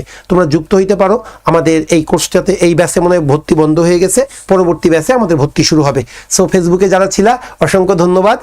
আর একটু স্যার প্লিজ ইউজ করা যাবে, কি বললো স্যার, ফার্স্ট প্লেস ইউজ করা যাবে? ফার্স্ট প্লেস বলতে আমি বুঝি নাই। আচ্ছা ওকে, সো ভালো থেকো তোমরা সবাই, অ্যাডমিট হবো। হ্যাঁ, ওকে নাম্বারটা দিয়ে দিও। আচ্ছা একটু যাও, আমি কুইট করো। হ্যাঁ, আমি পরের অংশে যাবো আমার স্টুডেন্টদের। হ্যাঁ, আচ্ছা, সো আমি যেটাতে ছিলাম মাই ডিয়ার স্টুডেন্ট, সো আমরা পরের পার্টটাতে চলে আসি। পরের পার্টটা কি আছে? Sentence extension. আচ্ছা, আমি যদি বলি সেন্টেন্সটাকে তোমরা যদি বড় করতে চাও, তোমার প্রথম কাজ হবে নাউনটা কোন জায়গায় আছে। কারণ তুমি যদি কোনো একটা বাক্যে একটা নাউন পাও, নাউন তাহলে বা প্রোনাউন, নাউনটাই মূলত বেশি, তুমি যদি বাক্যের কোনো জায়গায় নাউন পাও তাহলে তুমি মনে করবা যে অবশ্যই তোমার একটা সুযোগ তৈরি হয়েছে সেন্টেন্সটাকে এনলার্জ করার। If you get a noun, তোমাকে ফিল করা উচিত I have get a opportunity, I have got a opportunity to enlarge the sentence. Sentence enlarge করার একটা সুযোগ তুমি পেয়ে যাবা। সেই জন্য তুমি যখন কোনো ছোট সেন্টেন্স পাবা, তোমার মাথায় টার্গেট থাকবে এই ছোট সেন্টেন্সের মধ্যে কোনো নাউন আছে কিনা। যদি নাউন পাও, তুমি কি করবা জানো? একদম প্রথমেই তোমাদের শিখাইছি আজকের ক্লাসের, ওই যে কমা দিয়ে ওই নাউন সম্পর্কে কি করবা, একটা এক্সট্রা তথ্য দিয়ে দিবার, কিচ্ছু না। যখনই কোনো জায়গায় কোনো নাউন পাবা, ওই নাউন, ওই সেন্টেন্সটাকে আরেকটু বড় করার জন্য নাউনের পরে একটা কমা দিয়ে ওই নাউন সম্পর্কে অতিরিক্ত একটা তথ্য আমরা প্রোভাইড করব। কেমন দেখো, এই জায়গায় দেখো, উই লিভ ইন ঢাকা, এই বাক্যে নাউনটা কোন জায়গায়, কথা বলো। এই বাক্যে নাউনটা কোন জায়গায়? হ্যাঁ হ্যাঁ বলো বোন। ঢাকা। আচ্ছা ইয়েস, ঢাকাটা হলো নাউন আর উইটা হলো প্রোনাউন। উইটা হলো প্রোনাউন। সাধারণত আমরা নাউনকে বড় করতে পারি, প্রোনাউনটাকেও কিন্তু আমরা বড় করতে পারি। হ্যাঁ, এখন আসো এই বাক্যটাকে কিভাবে লেখা যায়। যদি আমি এই বাক্যটাকে লিখি ঢাকা, এই ঢাকা কি, এই ঢাকাটা কি বাংলাদেশের কি বলো না, বাংলাদেশের রাজধানী। আচ্ছা, ক্যাপিটাল সিটি অফ বাংলাদেশ, এই তো আমি পেয়ে গিয়েছি। তাহলে আসো, উই লিভ ইন ঢাকা, এই ঢাকাটা কি, ঢাকাটা হলো ক্যাপিটাল সিটি অফ বাংলাদেশ। তো দেখো না, এই বাক্যটাকে আমি এইভাবে লিখতে পারি না, we live in Dhaka, comma দিয়ে এই ঢাকাটা কি বললা, the capital city of Bangladesh. ভাই এটার থেকে তো একটু বড় হয়েছে, কথা বলো না কেন? সো এই উই লিভ ইন ঢাকা এই জাতীয় না লিখে জাস্ট ওই ঢাকার পরে একটা এক্সট্রা তথ্য দাও। We live in Dhaka, comma দিয়ে the most populated city in the world, one of the most populated cities in the world. হয়ে গেল আমার একটু এক্সট্রা অংশ। এইবার আসো, আচ্ছা এই বাক্যটাকে যদি আর একটু বড় করতে চাই, কেন বড় করতে পারবো? কারণ সুযোগ হয়েছে, ওই যে প্রোনাউন আসছে, প্রোনাউনটাকে আমরা লিখতে পারি। এই উই মানে আমরা, আমরা কারা, আমরা কারা, আমরা ঢাকা ভার্সিটির স্টুডেন্ট, আমরা টার্নিং পয়েন্টের স্টুডেন্ট। আমরা আগে বাক্যটা কি ছিল, উই লিভ ইন ঢাকা, আমরা কি ঢাকাতে বাস করি। এবার এই বাক্যটাকে কি লিখেছি, উই লিভ ইন ঢাকা, আমরা ঢাকাতে বাস করি। ওই ঢাকা কি, কমা দিয়ে লিখে দিব the capital city of Bangladesh. এবার এই উই যে আমরা কারা, আমরা টার্নিং পয়েন্টের গর্বিত স্টুডেন্ট। তাহলে এখানে কি লিখতে পারি, উই। এই তাহলে কি আমরা টার্নিং পয়েন্টের স্টুডেন্ট, এটা কি আমরা সম্পর্কে বর্ণনা না, যার সম্পর্কে বর্ণনা, কমা দেবো তারপর পরই। তাহলে এই যে উই এর পরে একটা কমা দিব, উই এর পরে না একটা কমা দিব, কমা দিয়ে কি আমরা কি টার্নিং পয়েন্টের students. Very good, the students of the students of turning point. এই অতিরিক্ত তথ্যগুলো কিসের মধ্যে আটকাইতে হয়? যদি বাক্যের শেষে বসাই তাহলে একটা কমা, আর অন্য যে কোনো জায়গায় বসাইলে কয়টা কমার মধ্যে আটকাবো? দুইটা কমার মধ্যে। তাহলে we comma the students of turning point, এরপরে ভাই আবার কমা দিব, দিয়ে এবার বাকিটা বসাই দিব কি ভাই, leave in Dhaka, live in Dhaka, এরপর আবার একটু কমা দিয়ে কি লিখবো, the capital city of Bangladesh. ভাই এই যে বাক্য উই লিভ ইন ঢাকা, এটাকে আমি এক লাইন ফুল করছিলাম, এখন কি দুই লাইন হয়ে গেছে না? We the students of turning point leave in Dhaka, the capital city of Bangladesh. ভাই এই বাক্যটাকেও তো আমরা বড় করতে পারবো। কেন বড় করতে পারবো? আমি একটা নাউনের গন্ধ পাইছি। কোন জায়গায় নাউনের গন্ধ আছে বলো, কোন জায়গায় নাউনের গন্ধ আছে? কথা বলে না কেন? এই যে লাস্ট লাইনটা লিখলাম, উই, ইয়েস, টার্নিং পয়েন্ট সম্পর্কে আমরা বর্ণনা দিতে পারি। আবার বাংলাদেশ সম্পর্কে কি বর্ণনা দিতে পারি না? সো আমরা এই বাক্যটাকে আরো বড় করতে পারি, we the students of turning point, comma the trusted organisation of the job seekers, comma live in Dhaka, the capital city of Bangladesh. আরো বড় করতে পারি। সো ধরো টার্নিং পয়েন্ট, আমি বাংলাদেশ নিয়ে একটু কথা বলি। তাহলে আসো আমরা এই বাক্যটাকে লিখবো, we the students of turning point leave in Dhaka, the capital city of Bangladesh. এইবার আমি না বাংলাদেশ সম্পর্কে আরো একটু তথ্য লিখি। সো লাস্ট লাইনটা যদি এভাবে লিখি, উই এর পরে কমা, কমার ক্ষেত্রে কমা যত ইউজ, মানে এইভাবে বাক্যের মধ্যে ভিন্নতা নিয়ে আসতে হবে। ভাই তোমার জব পাওয়ানোটা আমার জন্য খুবই দরকার, কারণ তুমি জব পাইলে আমার আয় বাড়বে, তুমি জব পাইলে আমার স্টুডেন্ট ভর্তি বাড়বে। সো তোমার জব পাওয়ানোর জন্য, বিশ্বাস করো, আমি যেমন একটা কথা বলছিলাম একটা স্টুডেন্টকে, ভাই তোমার মা তোমার জব পাওয়ার জন্য আল্লাহর কাছে যে পরিমাণ কান্নাকাটি করে, আমি ঠিক সেই পরিমাণ কান্নাকাটি করে। বলে স্যার মার একটু বেশি হয়ে গেল না, আপনি আমার মার মতো দোয়া করেন। আমি বললাম না রে ভাই, তোমার মার থেকে 1 ইঞ্চি বেশি না হোক, 1 ইঞ্চিও কম দোয়া করি না। কিন্তু উদ্দেশ্য আলাদা। তোমার মার উদ্দেশ্য তুমি জব পেয়ে আমার সন্তানটা যাতে ভালো থাকে, আর আমার উদ্দেশ্য হইলো তুমি জব পাইলে আমার আয়টা যাতে বাড়ে। ভাই উদ্দেশ্য ভিন্ন কিন্তু চাওয়া কিন্তু এক, চাওয়াটা কিন্তু এক। তোমার মাও চাই জব পাওয়ানো তোমার, আমিও চাই তোমাকে জব পাওয়াইতে। তোমার বাবা মা যেমন, আমিও তেমন চাই। কারণ কি? কারণ তোমার জবের উপরেই আমার সফলতা, আমার ইনকাম, আমার রিটার্ন ডিপেন্ড করতেছে। এই জন্য এইগুলো তোমরা শিখতে পারলে বিশ্বাস করো ভাই, এগুলো কোনো বইয়ে নেই। তোমরা যে এত বই পড়লা এইভাবে কমা দিয়ে দিয়ে, এত ফ্রি হ্যান্ড রাইটিং মানেই লোক মনে করে নাউন প্রোনাউন, আই গো হি গোস। আমি তো দেখি বাজারে 500 টাকা 300 টাকা 400 টাকায় course.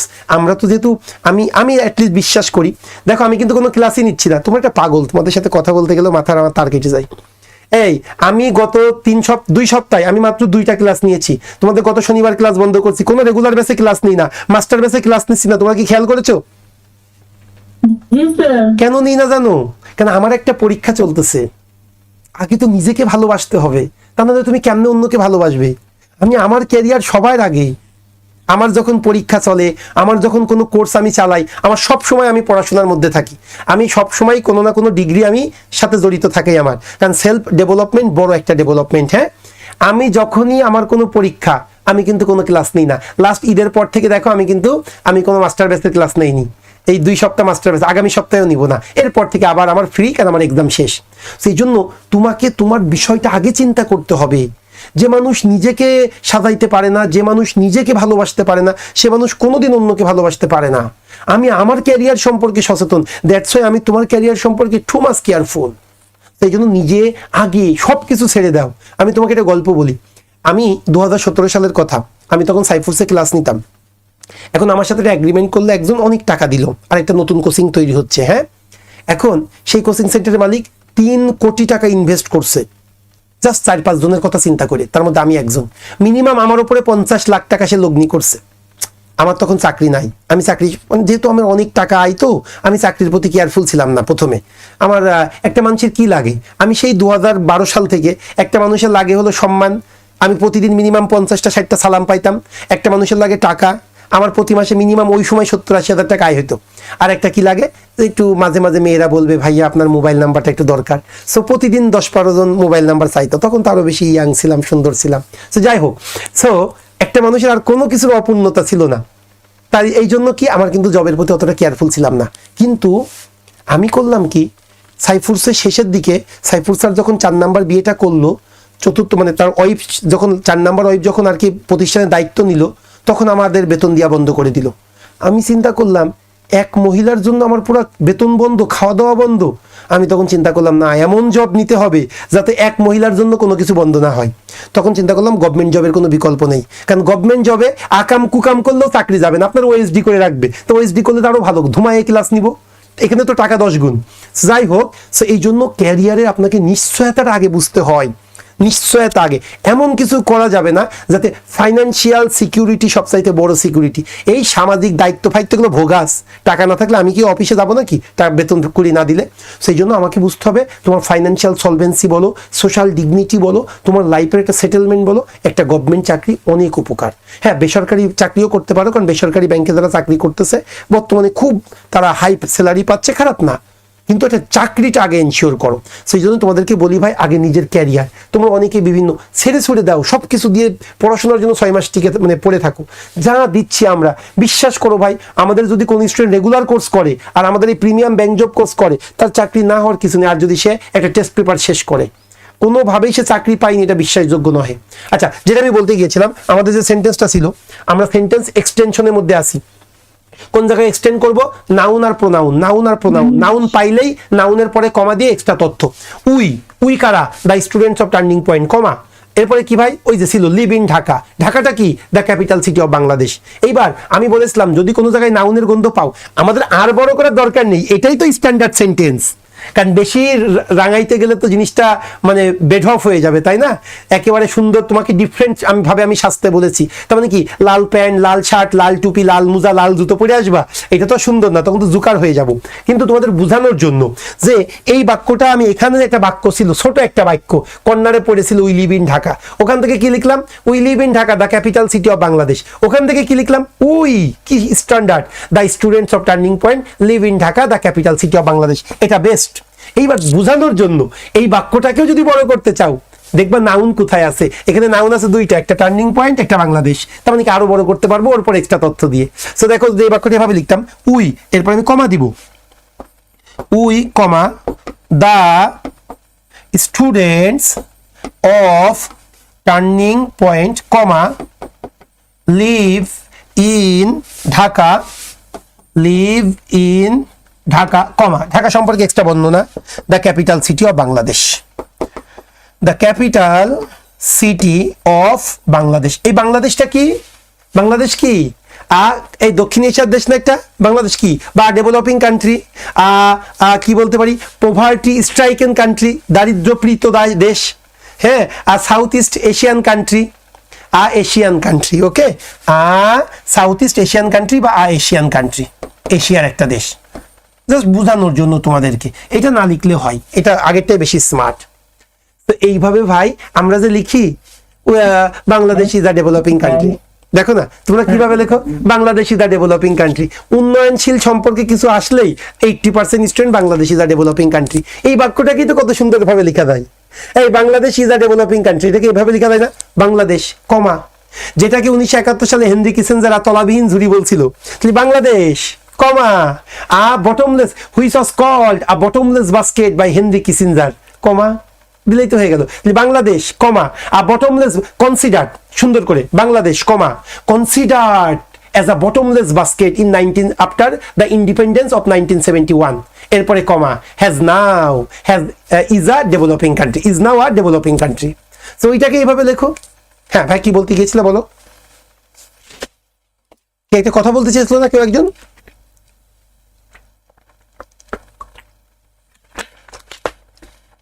Okay my dear student, so এই ছিল আজকে আমাদের ক্লাস।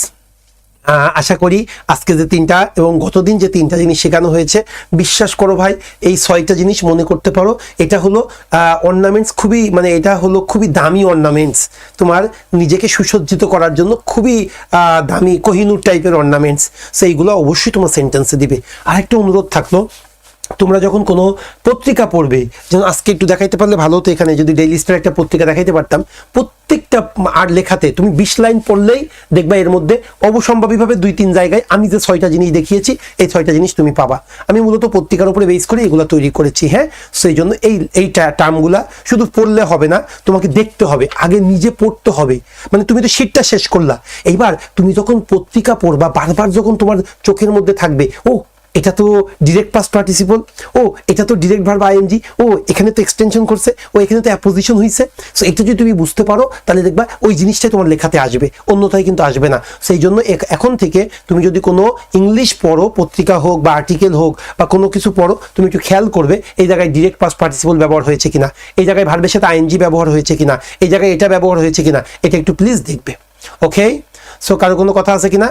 এই শীটটা পাইনি, এই কে বলে এই শীটটা পাইনি? আবিদা সুলতানা, এই তোমরা এই শীটটা পাওনি? কথা বলে না। আমরা তো একসাথে দিয়েছি 1 আর 2, হ্যাঁ, এটা অবশ্যই একসাথে দেওয়া আছে, না হলে তোমরা দেখো যে যেখানে শীটের আপলোড করা হয় ওই জায়গায় আছে এটা, হ্যাঁ। ফ্রি হ্যান্ড রাইটিং 1 and 2 একসাথে দেওয়া হয়, free hand writing 1 and 2। So এই হলো মূল বিষয়। আমি আবারও বলি, আগামী শনিবার কিন্তু ক্লাস হবে না, ক্লাসটা আমি আগামী সপ্তাহে নিব না, এরপরে টেনশন নেই, একটানা নিয়ে যাব। সো আগামী শনিবার এটা হলো ফোকাস রাইটিং এর ক্লাস হবে, কারণ ফোকাস রাইটিং এর ক্লাসগুলো কিন্তু খুব গুরুত্বের সাথে পড়বা। বিশ্বাস করো তাওহিদ স্যারের ফোকাস রাইটিং অগণিত স্টুডেন্ট চাকরি পাইছে। সো এই জন্য ওই ফোকাস রাইটিং স্যার যেভাবে শিখাই ওইভাবে তুমি নিবা। আমিও 2-3টা ক্লাস নিব শেষের দিকে, টেনশন অডিট হওয়ার কিছু নেই। ওকে, সো ভালো থেকো। কারো কোনো কোশ্চেন আছে কিনা বলো, তাড়াতাড়ি বলো। আচ্ছা একটু আগে ছেলেটা বলো, কি বলতে গিয়েছিলে ছেলেটা বলো। 6টা থেকে শুরু হয়েছে, আমার তো তাদের ক্লাস ছিল 8টা থেকে 10টা পর্যন্ত। ও ক্লাস শুরু হয়েছে 9টায় ভাইয়া, 9টায় না 9টায় না 9:20-এ। তার এক্সট্রা ক্লাস শেষ করতে 10টা বেজে গেছিল। আচ্ছা আমি 9:20, ওই 40 মিনিট একটু দেখে নেবে, হ্যাঁ 40 মিনিটের ব্যাপার, হ্যাঁ। ওকে, আর মেয়েটা কি বললো? হ্যাঁ, টেস্ট পেপারের কথা বলেছিলেন, ওইটা কি হচ্ছে ব্যাংকের প্রিভিয়াস ইয়ারের কোশ্চেন যে হ্যাঁ সলিউশন আছে ওইটা স্যার? ওইটা বোন, ওইটা ইয়েস ওইটা। ওকে, সো ঠিক আছে, ভালো থেকো তোমরা সবাই, আমার জন্য দোয়া রেখো, তোমরা অনেক ভালো থেকো, একটু পড়াশোনা করো। আগামী 2-3 মাস তোমাদের লাইফের ফুল লাইফের সবচেয়ে গুরুত্বপূর্ণ সময়গুলোর মধ্যে একটা, খুবই গুরুত্বপূর্ণ সময়, কারণ এই 2-3 মাসে যদি আল্লাহ তোমাকে একটা জব পাওয়াই দেয়, তুমি তোমার ক্যারিয়ারে 2-3 বছর আগায় যাবে। হ্যাঁ, আর এত বড় সার্কুলার, এই যে 23 সাল ভিত্তিক আর 22 সাল ভিত্তিক, তুমি যদি 25 সালে সব পরীক্ষা হয়ে যাবে, সো 25 সালের মধ্যে যদি একটা জব এনশিওর না হয়, তোমার কিন্তু জব পাওয়া খুব টাফ হয়ে যাবে। ভালো থেকো সবাই, আল্লাহ হাফেজ। এটা কত নেমো খারাম, একটু আল্লাহ হাফেজের উত্তরও দেয় না, বা স্যার ভালো থেকেন, এগুলো কি কার সাথে ক্লাস করায়? হ্যাঁ, আসসালামু আলাইকুম। আসসালাম। এই শেষ। আল্লাহ হাফেজ। আসসালাম।